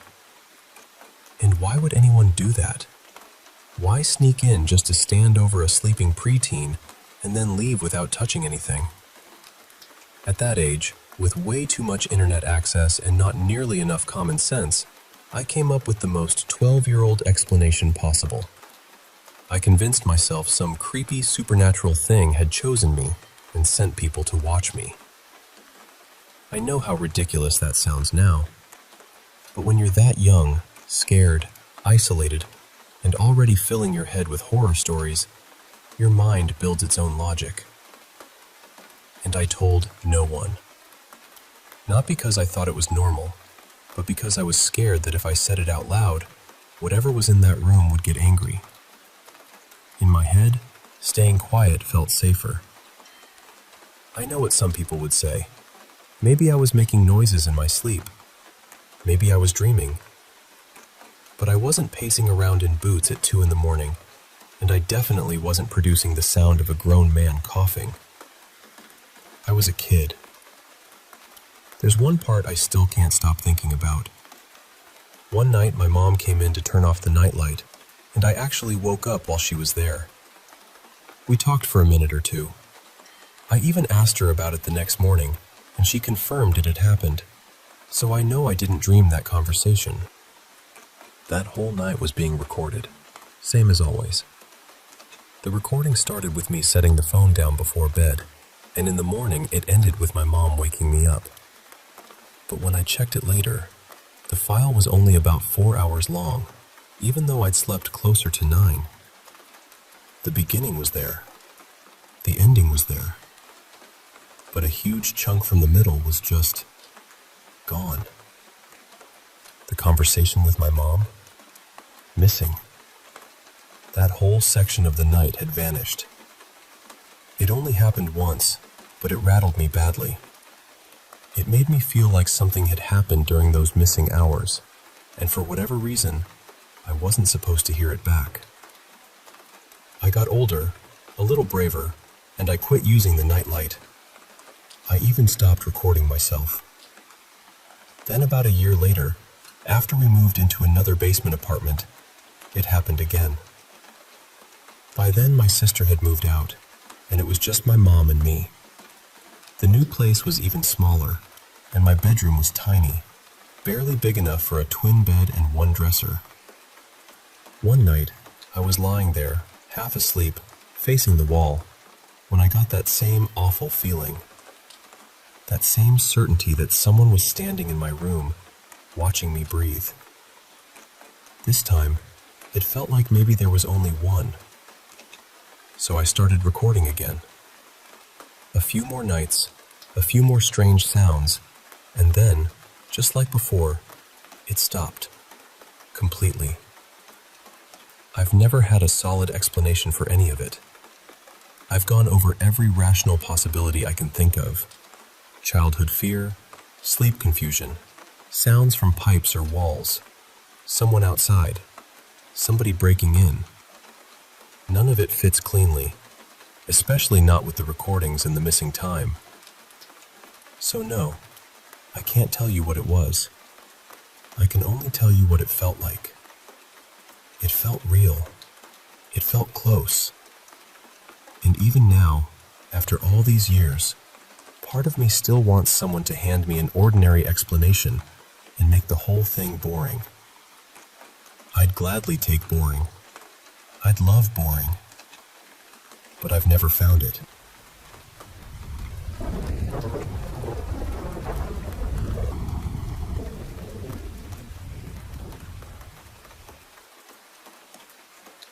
Hey, I'm 18, and I still live with my parents. Not too long ago, my mom decided we should move because she never felt comfortable in our old neighborhood. The new house was bigger, and I was actually excited because I'd finally have a larger room with its own bathroom. The only catch was that the bathroom inside my room didn't work yet, so nobody really used it. Before we even brought all our things in, my parents had a priest come bless the house with holy water. That already left me feeling a little uneasy, like maybe there was some reason they felt it was necessary. I tried not to think too much about it though. The first few nights there felt off. I kept hearing strange noises upstairs, like doors shifting, things dropping, little sounds that didn't make sense when everyone was supposed to be asleep. I told myself it was just a new house making new house noises, but deep down, it didn't feel that simple. One night, while I was asleep in my room, I suddenly became aware of this intense heat spreading across my back. I was lying with my back turned toward that unused bathroom. Then I felt something even worse, someone breathing near my ear. And after that, I heard a woman's voice whispering so clearly it didn't feel like a dream at all. She said she wouldn't close my bathroom door. The terrifying part was that I couldn't move. I was stuck there, fully aware, trying to calm myself down enough to wake up. When I finally managed to break out of it, I shot out of bed shaking, drenched in sweat, and ran straight out of my room. I tried to convince myself it had just been a nightmare, but it felt way too specific, way too real. When I told my parents, they brushed it off and said I was overreacting. After that, I could barely sleep. Every time I closed my eyes, I felt like something was standing beside me. For several nights, I kept waking up just to make sure I was alone. Then the nightmares started. They were always about my room. In one, the lights went out all at once, and I had to run out in the dark. I'd never had dreams like that before, and honestly, they got under my skin. Then for about a week, everything went quiet.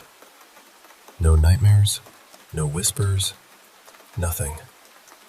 I started to relax again. But on the 7th night, it happened again. This time, in the dream, I felt that same burning heat, only stronger. It spread all the way from my shoulders down to my heels. Then another voice came, older this time, like an adult man. He sounded angry. I can't remember every word, but I remember the feeling of what he was saying. He was asking why I hadn't listened to what the woman had told me before.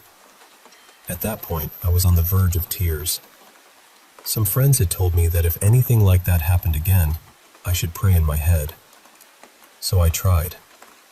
But the more I prayed, the worse it felt.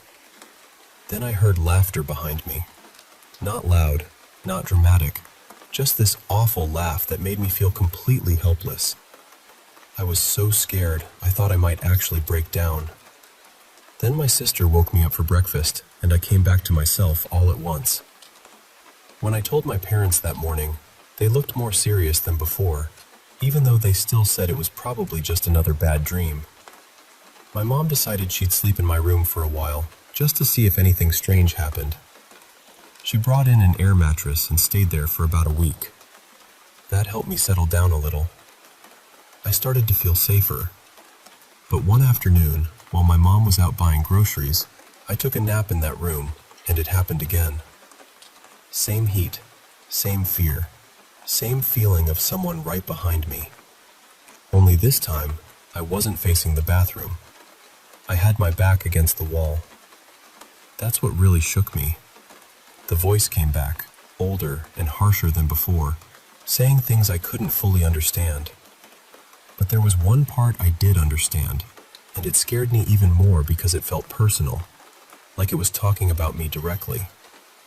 By then, I'd learned the only way to force myself awake was to start moving my fingers, little by little, until I could move my hand, then my arm, then finally pull myself out of it completely. And now, honestly, this is starting to wear me down. I never thought I'd become afraid of falling asleep, but that's exactly what's happening. It's happening more often, and it's starting to affect my whole day. I'm exhausted all the time. I can't rest properly. The people I've told don't really know how to help, and I'm reaching the point where I just want a real explanation. Anything that makes sense, because right now I feel completely drained.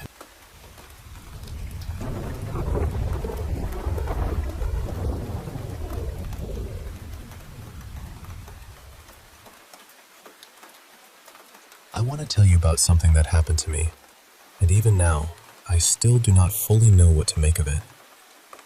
About a year before this happened, my father passed away very suddenly from a heart attack.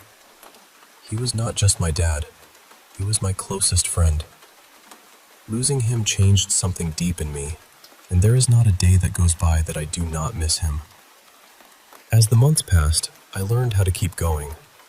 Not because the grief got smaller, but because I had no choice except to live around it. You start adjusting to the absence, even when your heart still reaches for the person who is gone. After he died, I dreamed about him a few times. In one of those dreams, I remember looking at him and asking, "What are you doing here? You are gone." But he did not say a word. He just stood there, smiling at me so softly, with this calm, loving look in his eyes. When I woke up, I tried not to hold on to it too tightly.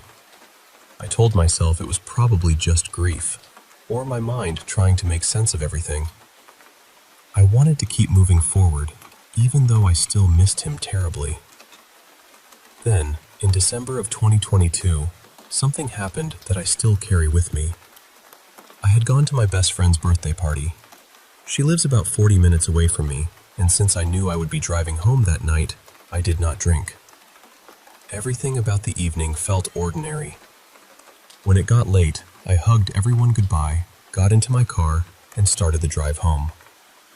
At first, nothing seemed unusual. The roads were quiet, almost empty, the kind of stillness you only get late at night. I was driving like I normally would, music playing softly, just focused on getting home. Then, without any warning, a freezing chill went through my whole body. The hairs on the back of my neck stood up, and I was hit with this immediate urge to lock the doors. So I did. I locked the car, turned my music way down, put everything else aside, and gripped the steering wheel with both hands. And all at once, I had this overwhelming feeling that someone was in the car with me. It was so strong that I started checking the back seat, glancing from side to side, looking at every empty seat, as if I expected to catch movement out of the corner of my eye. But there was nothing there. Still, the feeling would not leave. It was not just nervousness. It felt like a presence. Solid, unshakable, as if someone was sitting there with me in silence. I even had the wild thought of pulling over to check the trunk, or to look under the car, just because the feeling was that intense. I know how strange that sounds, but in that moment, it felt completely real. Like I was not alone. And then, the second I turned into my driveway, it vanished. Just like that. No chill, no heaviness, no presence. Nothing. I sat there for a moment, trying to understand what had just happened. And deep down, the thought that came to me was simple. I felt like my dad had been with me. Like he had ridden home beside me to make sure I got back safely. I have had experiences in my life that I cannot fully explain, especially after a hospital stay years ago when I flatlined for a few seconds during a seizure. Since then, there have been moments that made me wonder whether there is more around us than we can see. But this felt different from anything else. This felt personal. And even now, when I think back on that night, part of me still believes it was him, quietly keeping watch, not to frighten me, but to stay close until I made it home.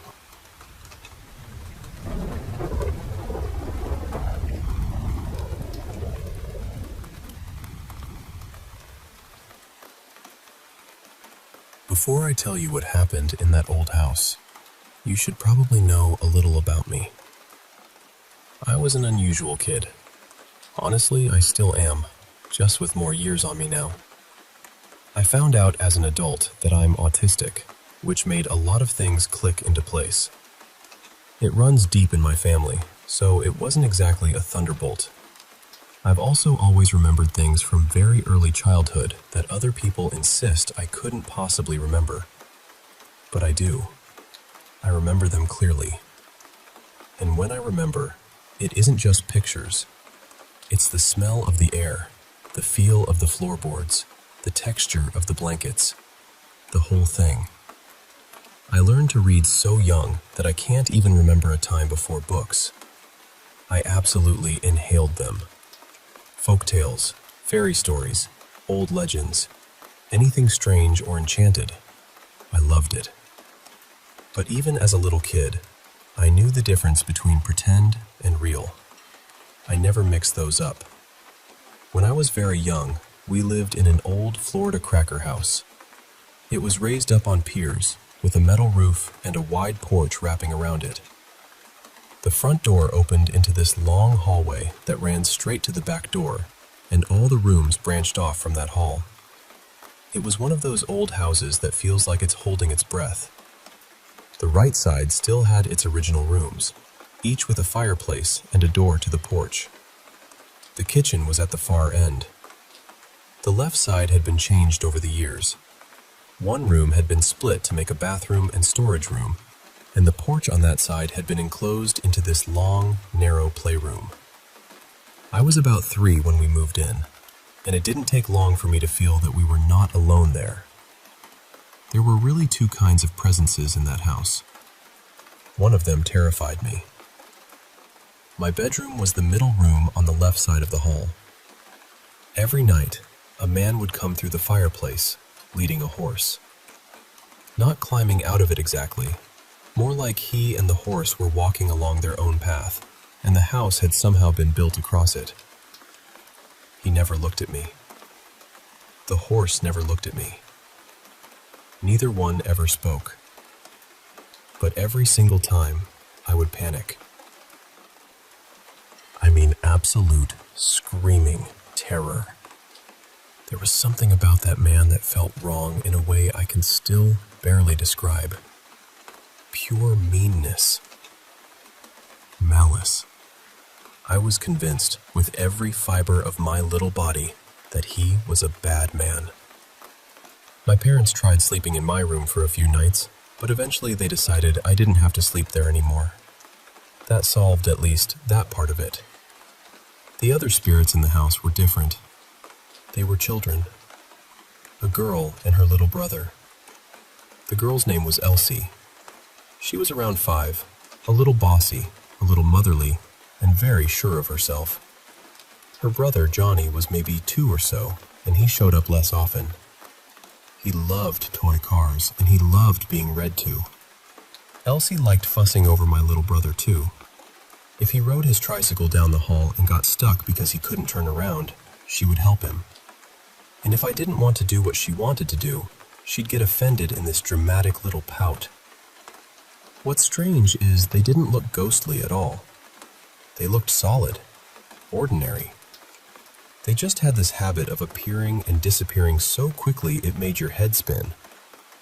Whenever I talked about Elsie, nobody really believed me. My mother especially. She kept insisting Elsie was imaginary, and she thought I'd made up the name because people sometimes tried to call me Jessie, which I absolutely hated. So in her mind, Elsie was just my child brain version of that. But no, I knew the difference. And honestly, I was offended she thought I'd be that unoriginal. One day, my dad had built this huge cage at the far end of the playroom and filled it with parakeets. I loved watching them, though from a safe, emotional distance, as it turned out.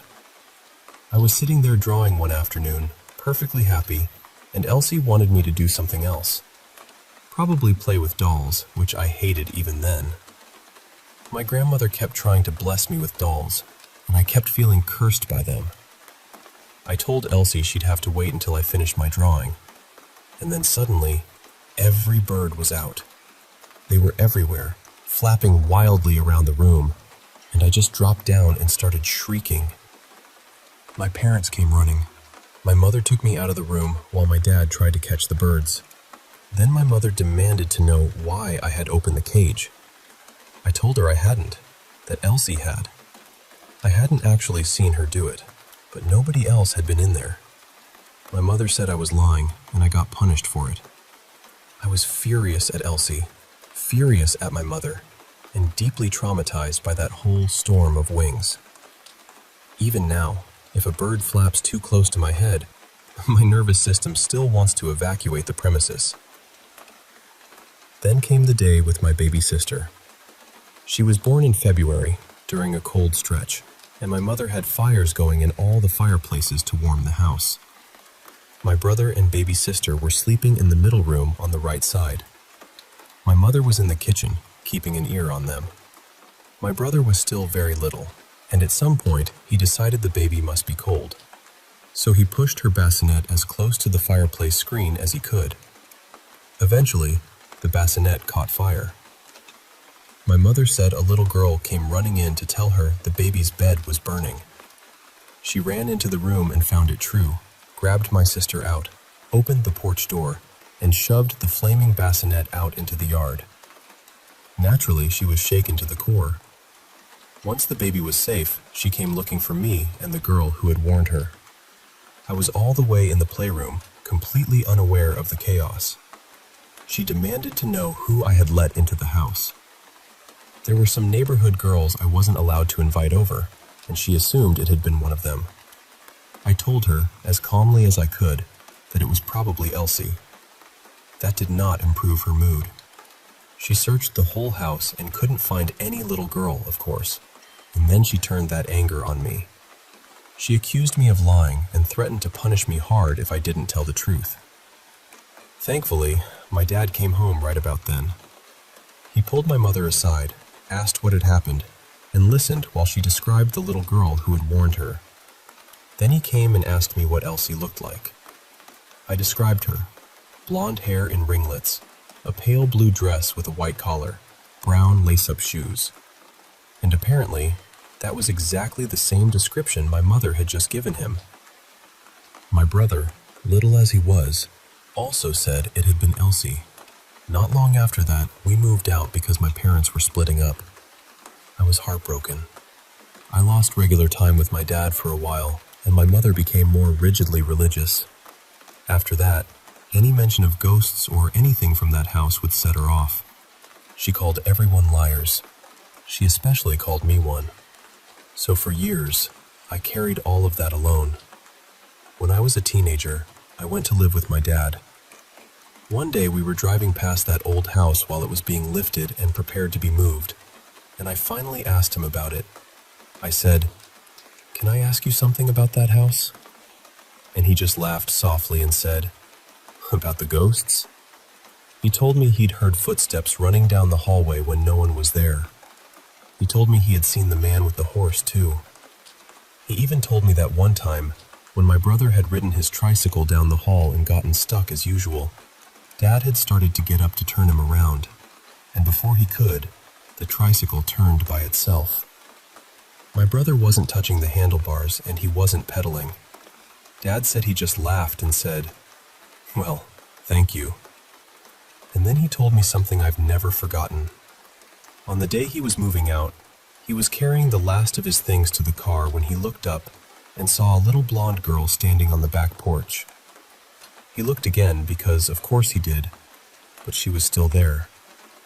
Elsie. Just as I had always described her. She looked at him and said, "Please don't go." He told her he didn't really have a choice, but that he was sad too. Then he closed the car door, looked back, and she was gone. That conversation meant more to me than I can explain. For years, I'd been told I was crazy, dramatic, dishonest. And then my dad, in a few quiet minutes, gave me something I had needed for so long: validation. He believed me because he had seen it too. He even admitted my mother had threatened to make his life harder if he encouraged any of my beliefs about what happened in that house. So when I hear other people talk about strange experiences they had as children, especially the ones nobody believed, it still hits a nerve in me. I think about how vulnerable children are when they're frightened, and how much damage it does when the adults around them respond with ridicule instead of care. Maybe what a child senses in a place turns out to be nothing paranormal at all. Maybe it's stress, or atmosphere, or something they can't name yet. But sometimes, maybe, it isn't nothing. Either way, the answer should be the same. Listen to them. Take them seriously. Comfort them. Let them know they're not alone. That matters more than people realize.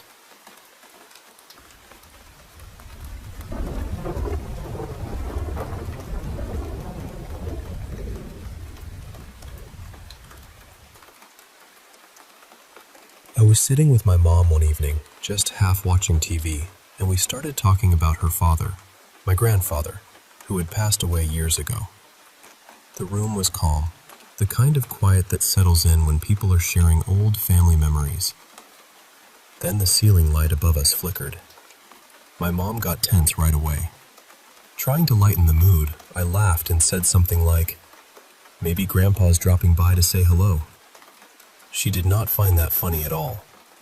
And then, almost on cue, we both jumped because the blender in the kitchen suddenly roared to life.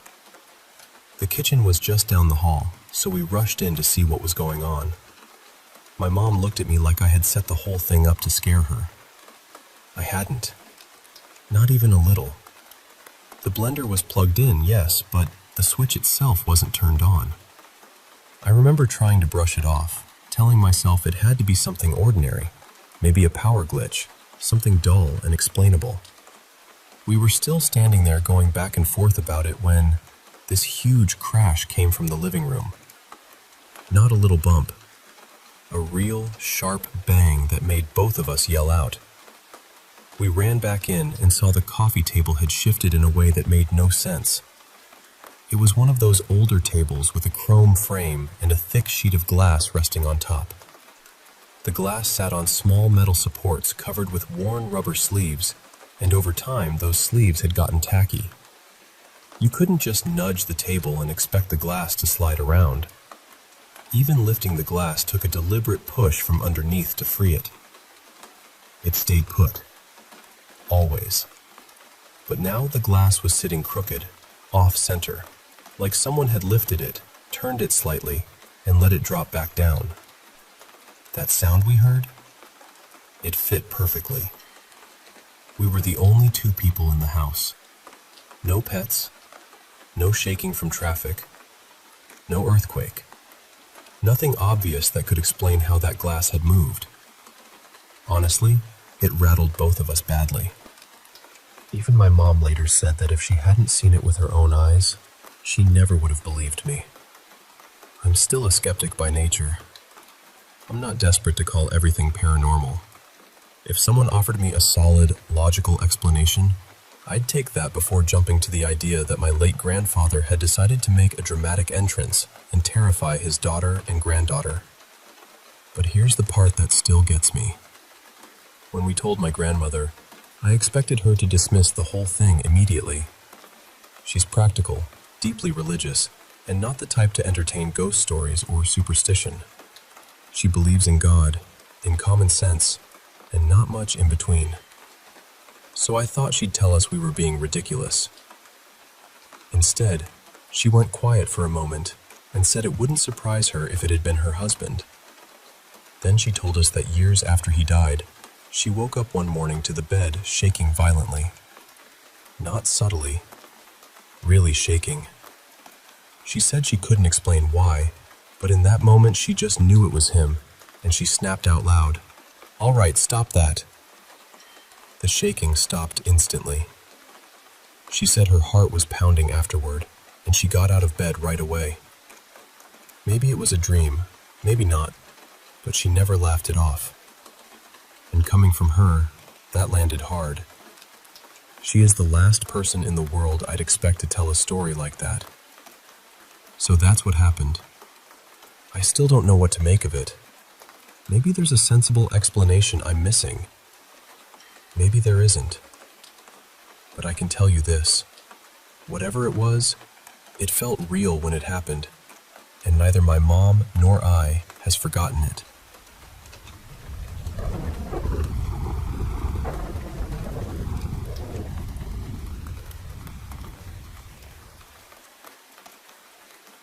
This happened a few years back, and I still can't explain it in any way that makes it feel smaller.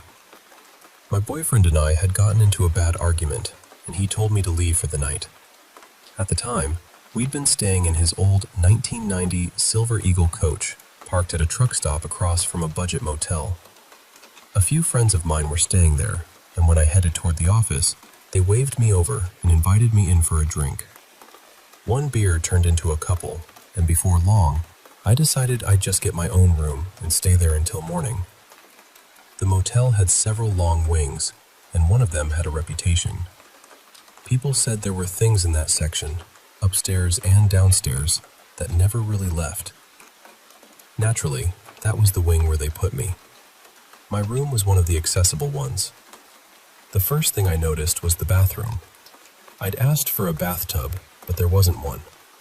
Instead, there was this sliding barn-style door, which I actually thought was kind of neat at first. That changed the moment I tried to close it. Every time I slid it shut, it rolled right back open. I checked the track, thinking maybe it was crooked, but it looked perfectly normal. I turned off the bathroom light, shut the door again, and stood there watching it. A few seconds later, it slowly slid back open on its own. I dragged a chair over and wedged it against the door, thinking that would solve it. Somehow, the door still shifted the chair. Eventually, I got it to stay closed, or at least I thought I did. When I climbed into bed and looked over again, the bathroom door was open. The light was on too. At that point, I was too tired to care. I rolled over and went to sleep. Sometime later, while it was still dark, I woke up because I heard something breathing over me. Not just nearby, right over me. Heavy, slow breathing. I could actually feel the heat of it through the blankets, pressing against me. I cracked one eye open and turned to see what it was. Standing there was this enormous figure. It had to be at least 8 or 9 feet tall, with horns, a massive head, and these huge shoulders and arms. The kind of thing that should have terrified me instantly. But strangely, it didn't.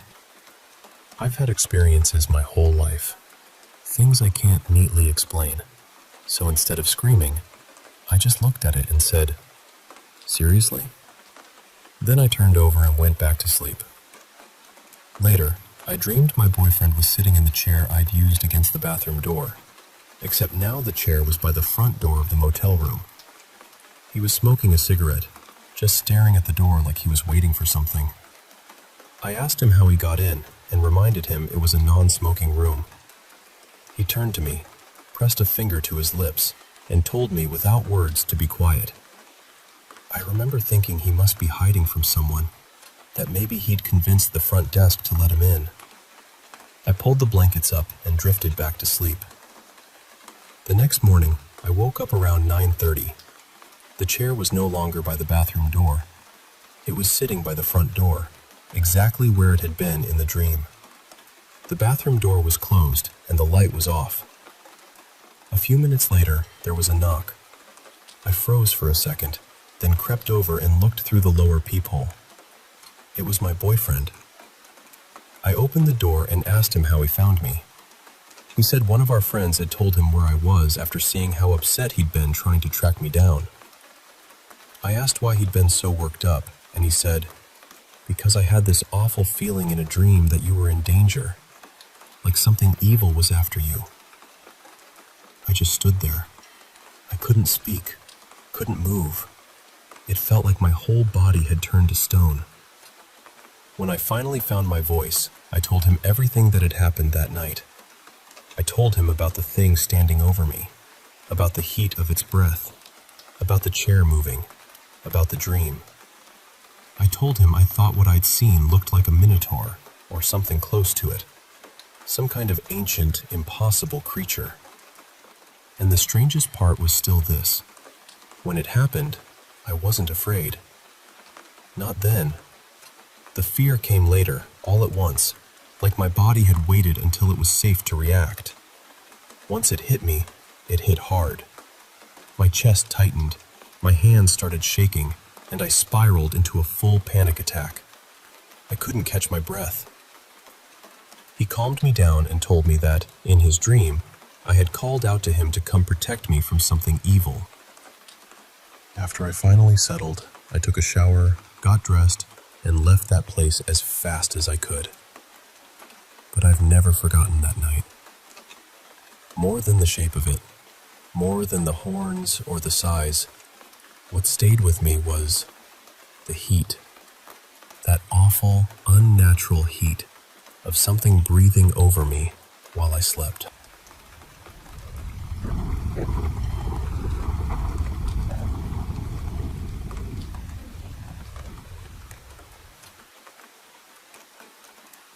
I was about 11 years old when I went up to Northern Oregon with my mother's half-sister. She was heading there with a group of migrant workers to earn money picking strawberries and cherries, and I came along to help watch her 2 little boys, who were still babies then.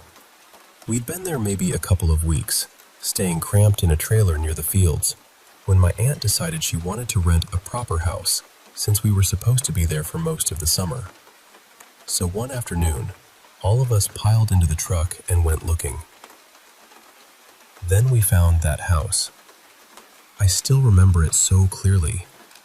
It sat up where you could see forever, with this sweeping view of green land and sky that didn't even feel real. The house itself looked grand, almost too grand, like something from an old film. It was 2 stories tall, with heavy wooden French doors, and when those doors opened, right there in front of you was this wide staircase that curved upward, with polished wood and dark iron railing. It was beautiful, truly beautiful. But the second I stood on that porch, before I even stepped inside, something in me changed. I felt this deep, sudden heaviness. Not fear exactly, not at first. More like dread. Like loneliness so strong it had a shape. My aunt, though, was thrilled.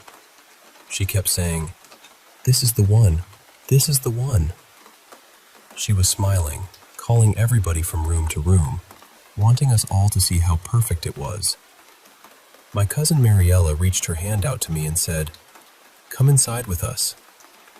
So I did. I took maybe 5 or 6 steps into that house, and as I got close to the staircase, this red cloud came rushing down from upstairs. It looked like smoke, but not like any smoke I'd ever seen. It was dense and angry and bright, and it slammed into me so hard it knocked me flat onto the floor and drove the breath right out of me. I was lying there stunned, trying to breathe, and I watched that red cloud tear through the house. It rushed into one room, then another, then flew back upstairs and darted in and out of those rooms like it was searching, or raging, or both. The second I could move again, I scrambled for the door.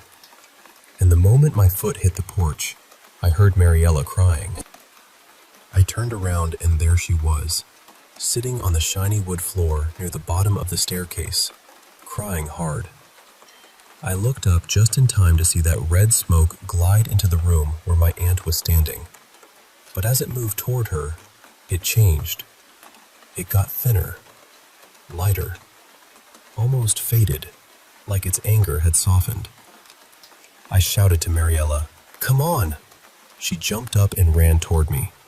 And just like that, the red cloud turned dark again. Thicker, faster. It came straight at us. We leaped off the porch and ran to the truck as fast as we could. We climbed in, slammed the doors, and locked them. From where we were parked, we could still see inside because the house had those huge glass windows. We sat there, watching that red mass race through the rooms upstairs and downstairs like it owned the place. Then I glanced off to the side of the house, and I remember seeing this beautiful meadow. Just this wide stretch of green, lined with trees, peaceful as anything. It was such a strange contrast. One of the prettiest places I'd ever seen, sitting right beside something that felt deeply wrong. A few minutes later, everyone came back out to the truck. You could hear their footsteps in the gravel before they opened the doors. My aunt was still excited, oddly enough. More excited than anyone else. Like nothing had happened. As we drove away, I looked back and could still see that red cloud moving through the house. Only now it looked even bigger, darker. Nobody said much for a long while. Then finally, Mariella asked, real quiet, "Are we going to tell my mom something pushed us down?" That opened the whole thing up. The men riding with us started talking about how bad the house had felt to them. One of them turned and asked if we'd seen something inside that scared us. We said yes. Then another man said he had seen the devil in that house. Said it was red. Said it was evil. I told them, it pushed me first. Then it pushed Mariella. And one of the men looked at me and said something I never forgot. He said, "That's because you were the strongest one there. It was afraid of you." I asked him why it had gone pale and calm around my aunt. And he said, "Maybe because she knows black magic." At 11 years old, I didn't understand what he meant. Not really. But years later, I came to believe he was telling the truth. We never went back to that house, and no matter how hard my aunt tried afterward, she could never get anyone to answer her about renting it. Not once.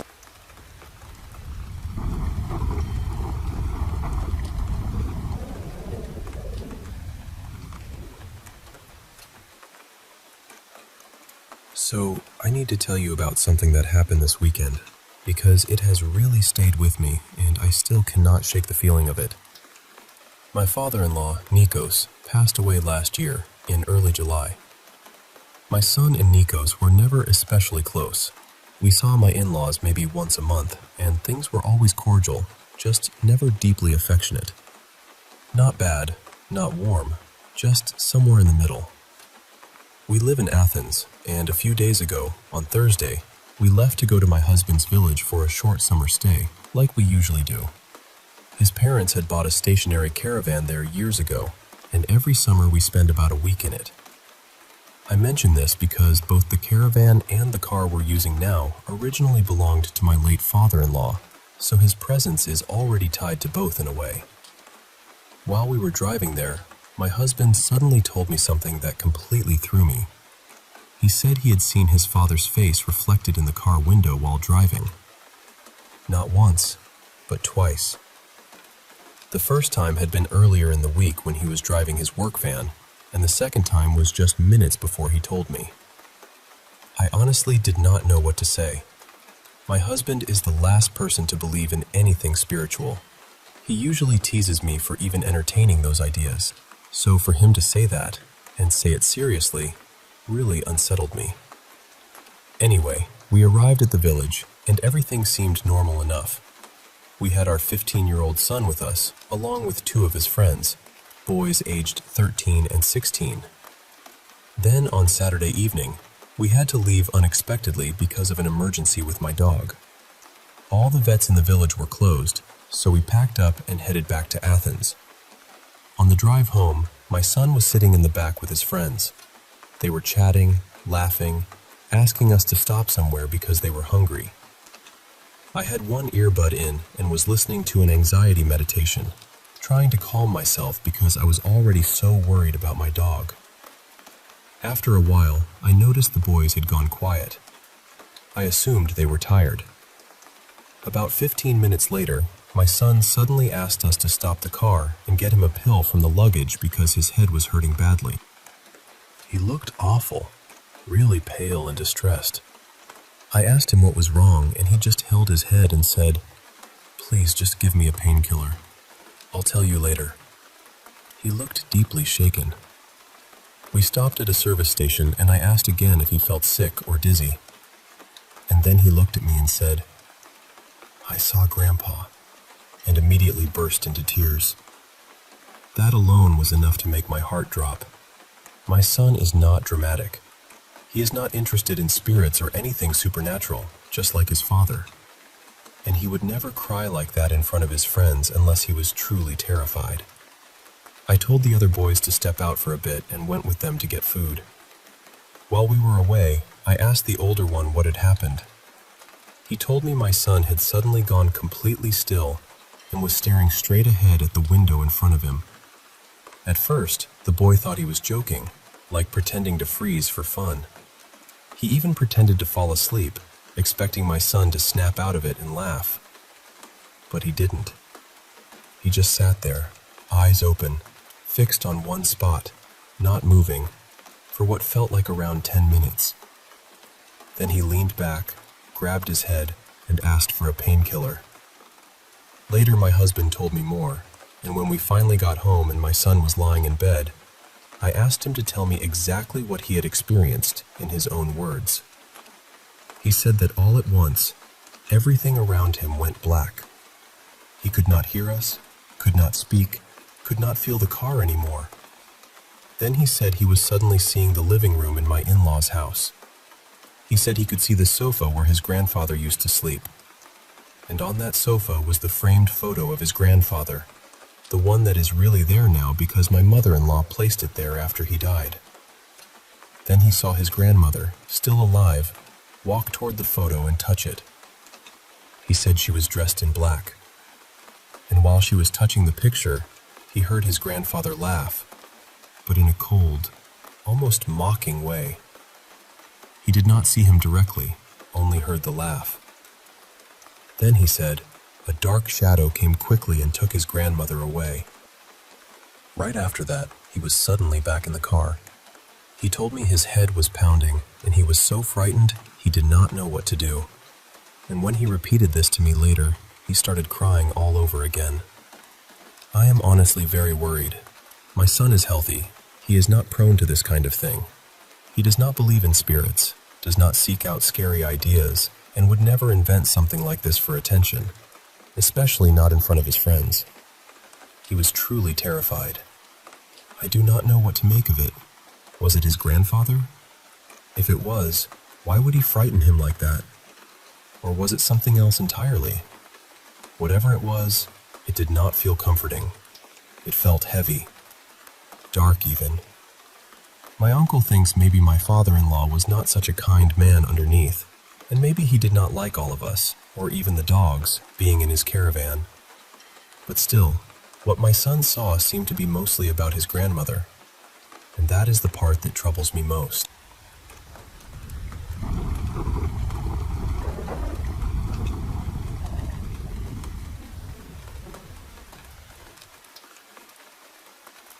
I want to tell you about two experiences I had when I was very young, probably around 4 or 5.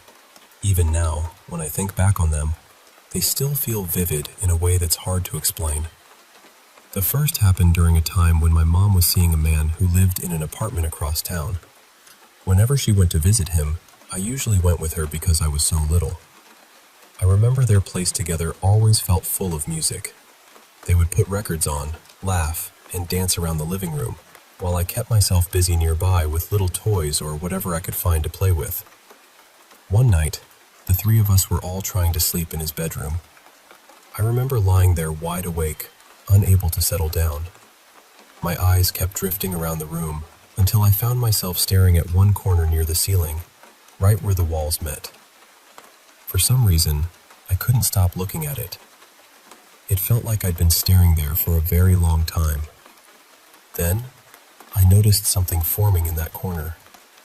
It looked like a dark, smoky cloud, almost like a black mist gathering itself together.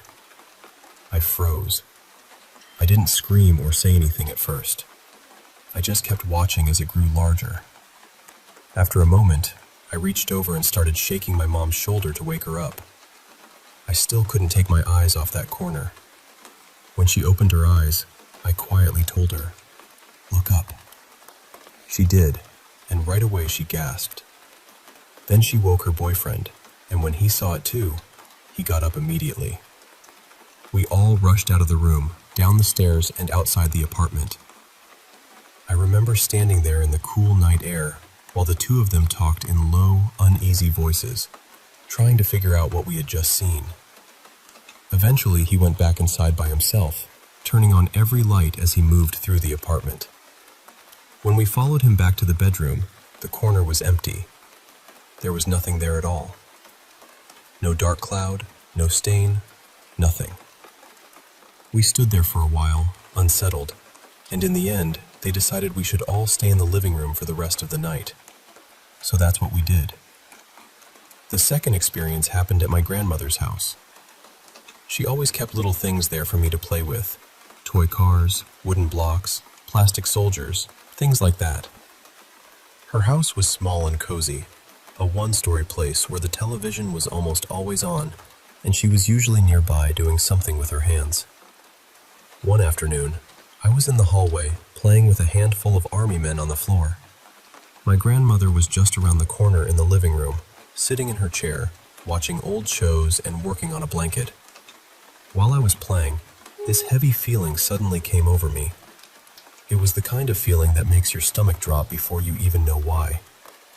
I looked up, and there in the hallway was something I still struggle to describe. It was dark, almost completely black, and it stretched across much of the hallway. Its outline looked rough and uneven, and it hovered above the floor instead of touching it. Scattered across it were small, glowing red dots that reminded me, in a strange way, of little eyes in a cartoon. It started drifting toward me. The second I saw it moving in my direction, I jumped up and ran. I flew around the corner into the living room, past my grandmother, and straight to the window. There were thin white curtains there, almost transparent, with delicate patterns stitched into them. I remember some of the shapes looked like little angels with trumpets. I hid myself behind those curtains, even though, looking back, it wasn't much of a hiding place at all. My grandmother looked over at me and asked in this light, cheerful voice, "Are you hiding?" I didn't answer. I just stayed still and waited. But nothing came around the corner. Nothing entered the living room. After a while, I stepped out from behind the curtains and stayed close to my grandmother for the rest of the day. Much later, once I finally worked up the courage, I went back to look down the hallway. There was nothing there, not a single sign of what I'd seen. Even so, I've never forgotten the feeling of it.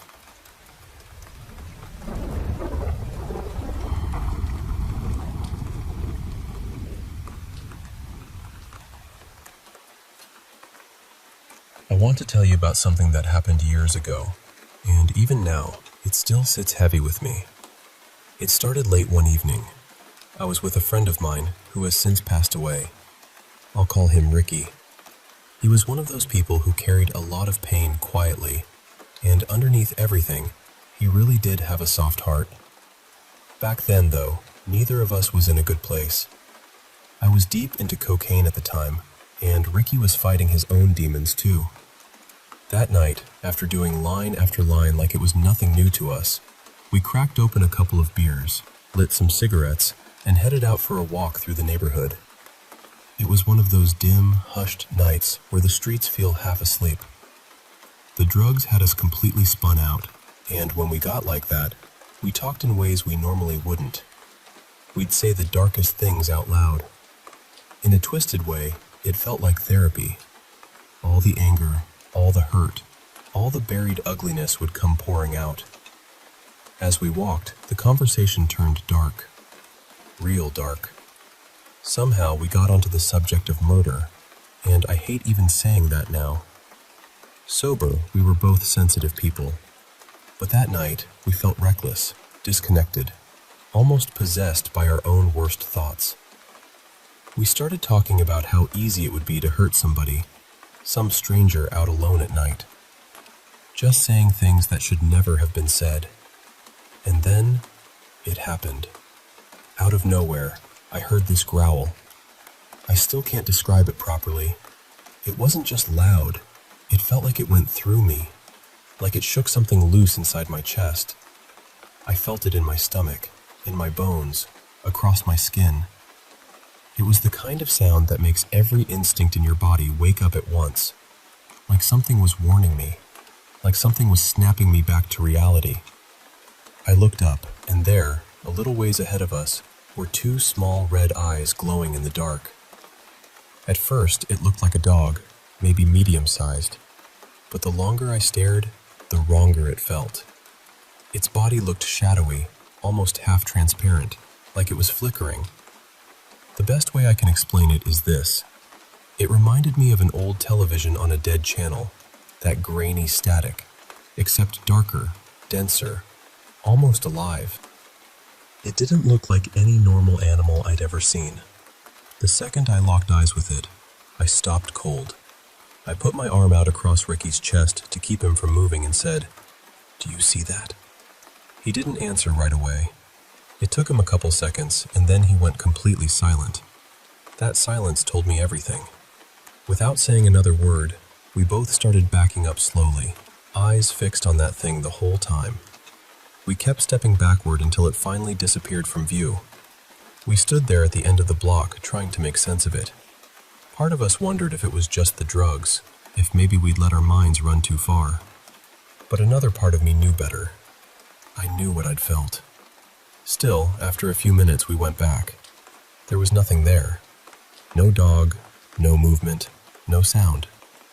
We even wandered the area for close to an hour, checking side yards, alleys, the whole stretch of street. Nothing. Eventually, we gave up and went back to his place. When we got there, we didn't really talk. We just sat in silence for a long time, like neither of us wanted to be the first one to say what we were both thinking. Because whatever that was, it didn't feel like something ordinary. I've thought about it so many times since then, and I know how this sounds, I really do. But in my gut, I never believed that thing was just a dog. It felt like something else entirely. Something not meant for this world. Something that had shown up for a reason. About a month later, Ricky died of a heart attack. By then, things had gotten even worse for us. We'd started mixing heavy opiates in with the cocaine. He already had heart problems, so looking back, it's not hard to see how dangerous that was. He wasn't in a good state mentally either. Truthfully, neither was I.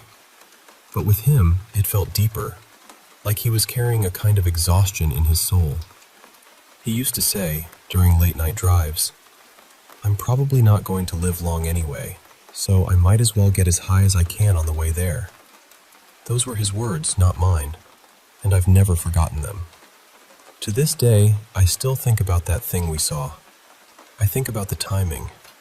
I think about the way it appeared right when we were talking about doing something truly evil. I think about the growl and the feeling that came with it, like a warning dropped straight into my body. Maybe it was an omen. Maybe it was there for him. Maybe it was there for both of us. I don't know. What I do know is that underneath all the drugs and all the darkness, Ricky was not a cruel person. He was wounded. He was lost.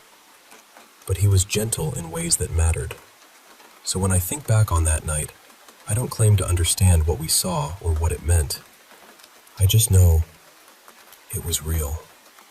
And I know I've never looked at the world quite the same way since.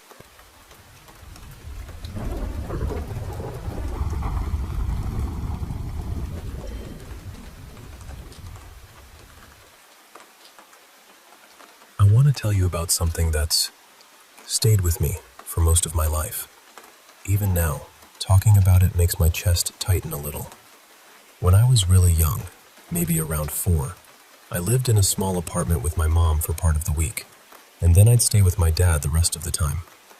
My parents had split when I was still a baby, so that back and forth was just normal to me.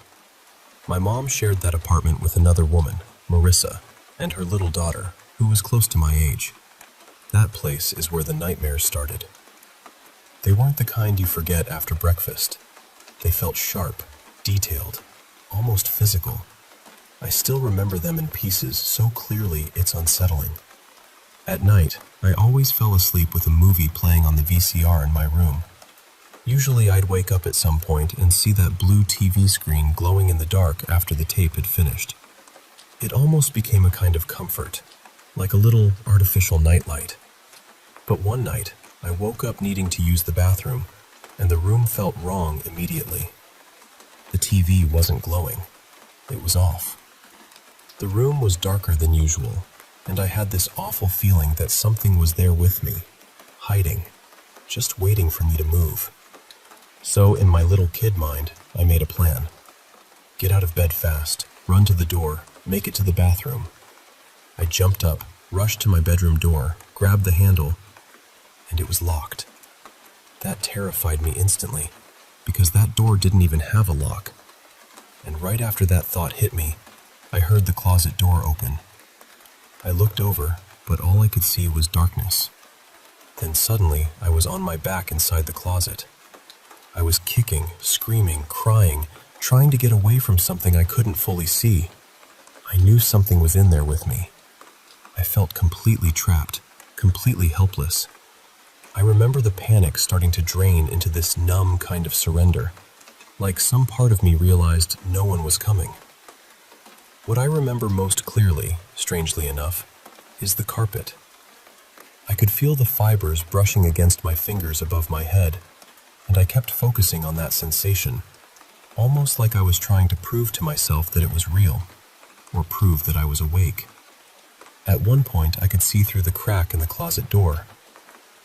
My room was lit again, and I saw my mom sitting there on the floor, so calm, painting her toenails like nothing was wrong. I cried out to her one last time. She didn't react. She didn't hear me. And I just lay there in silence. Then I woke up. Morning light, TV still off. I'd wet the bed.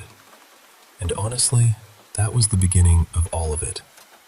I never told my mom. I never told my dad either. Even now, I still don't know what to call that experience. A nightmare, obviously, but it never felt like just a nightmare. Not long after that, I started having another dream over and over again. In that one, I'd wake up in this room that looked kind of like a motel room. The carpet was this dull green color. To my right, there was an old telephone lying off the hook on the floor. To my left was a bed, and there was just enough space underneath it to see the floor on the other side. That's where I'd see them first. Hooves. Just a pair of them, pacing back and forth. I'd slowly lift my head high enough to look over the edge of the bed, and there it was. This thing. Its lower half looked animal, almost horse-like. Its torso was human. It had on this faded red pullover, which somehow made it feel even more wrong, more specific. And its head. Its head was like some kind of deer or elk skull with massive antlers. It never seemed frantic exactly, but it was searching, looking for something. Maybe me. Then I'd wake up. I had that same dream more times than I can count when I was a kid. And the strangest part is, they mostly faded after my mom and I moved out of that apartment. Years later, when I was in high school, things got strange again. One night, a friend slept over, and we crashed in the living room. The next morning, he asked me where I'd gone in the middle of the night. I told him I hadn't gone anywhere, that I'd been asleep right there the whole time. But he insisted he'd woken up, heard movement, looked over, and I was gone.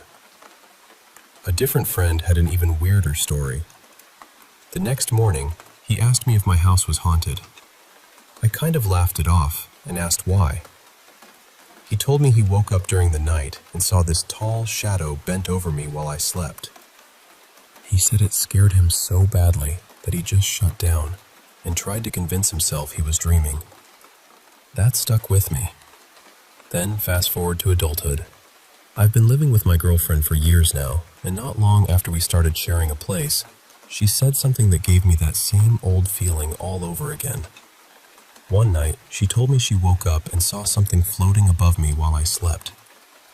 She said it looked like a tangled knot of black thread just hanging there in the air. I told her she was probably exhausted, that her eyes were playing tricks on her. I wanted that explanation to be true. But then another night, she had a dream. In the dream, we were lying in bed together, talking, laughing, everything completely normal. Then she noticed something near my head.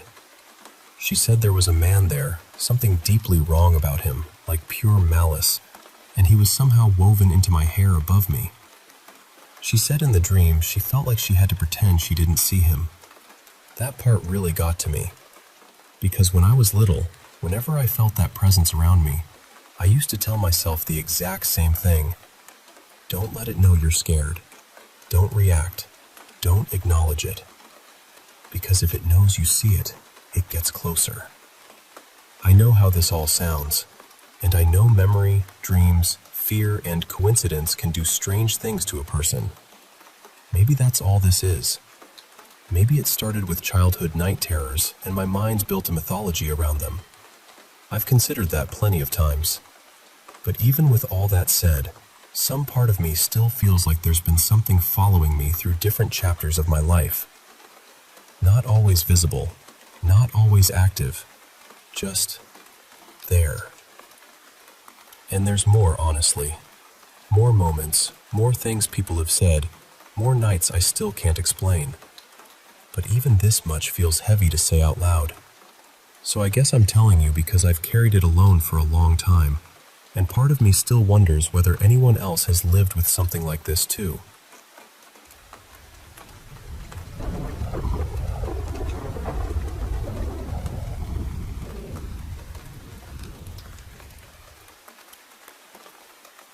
I want to tell you about something that happened to me a few months ago, because honestly, I still think about it. I have never really been able to explain it, and part of me still wonders what it was. A close friend of mine, Camille, comes from an old French family with a lot of history behind it. Her father's side has this aristocratic background, the kind with old family stories, heirlooms, and furniture that has been passed down for generations. And with those pieces came a lot of strange legends too. One of the items in her apartment was this antique vanity with a mirror brought over from France. According to her family, sometime in the 1800s, a young woman died while sitting in front of it. I never knew how seriously to take that story, but I remembered it. Then one night in 2024, Camille had a few people over at her apartment. It was a small gathering, nothing wild, and by the time everyone left, it was around 2 in the morning. She went to sleep in her bed, and I stayed over, trying to get comfortable on the couch.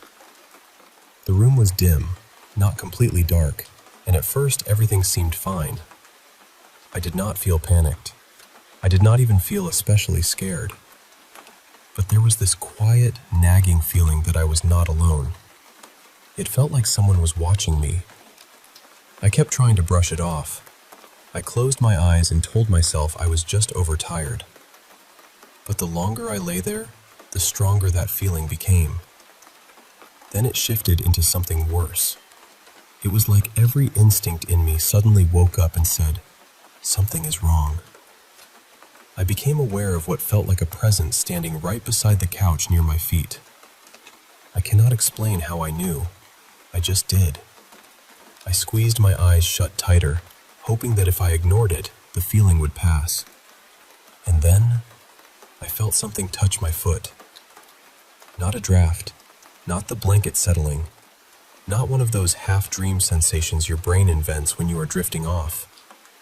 I felt pressure right near my foot, on the couch itself, and the blanket moved against me in a way that felt deliberate. It was so specific, so solid, that my immediate thought was that someone had reached toward me and stopped at the last second. My eyes flew open. For just a moment, I could still feel that pressure, which is part of why this has stayed with me. It did not feel like a dream, and I had not even fallen asleep yet. I was fully awake, just lying there with my eyes closed. At first, I thought maybe Camille had gotten up and passed by without me hearing her. Maybe she brushed the couch by accident. That would have made sense. So I turned my head toward my feet, and there was a figure standing there. It looked human in shape, just this dark silhouette looming beside the couch. The room was dim enough that I could make out the furniture and the outline of the room, but this thing was darker than everything else. It stood out in a way that made no sense. The second I saw it, this wave of cold went through me, and every part of me was saying, "Get out, now." I blinked and looked away for half a second. When I looked back, it was gone. I turned immediately to check on Camille. She was still in bed, completely asleep, not moving. I grabbed my phone and used the screen light to look around. There was nothing near my feet, nothing on the couch, nothing in the room that could have created a shape like that, nothing that explained what I had felt or what I had seen. I cannot tell you what it was. I just know my whole body was telling me not to stay there another second. So I picked up my bag, put on my shoes, and left. And as strange as this sounds, walking alone outside in New York at 2:30 in the morning felt safer than staying one more minute in that apartment.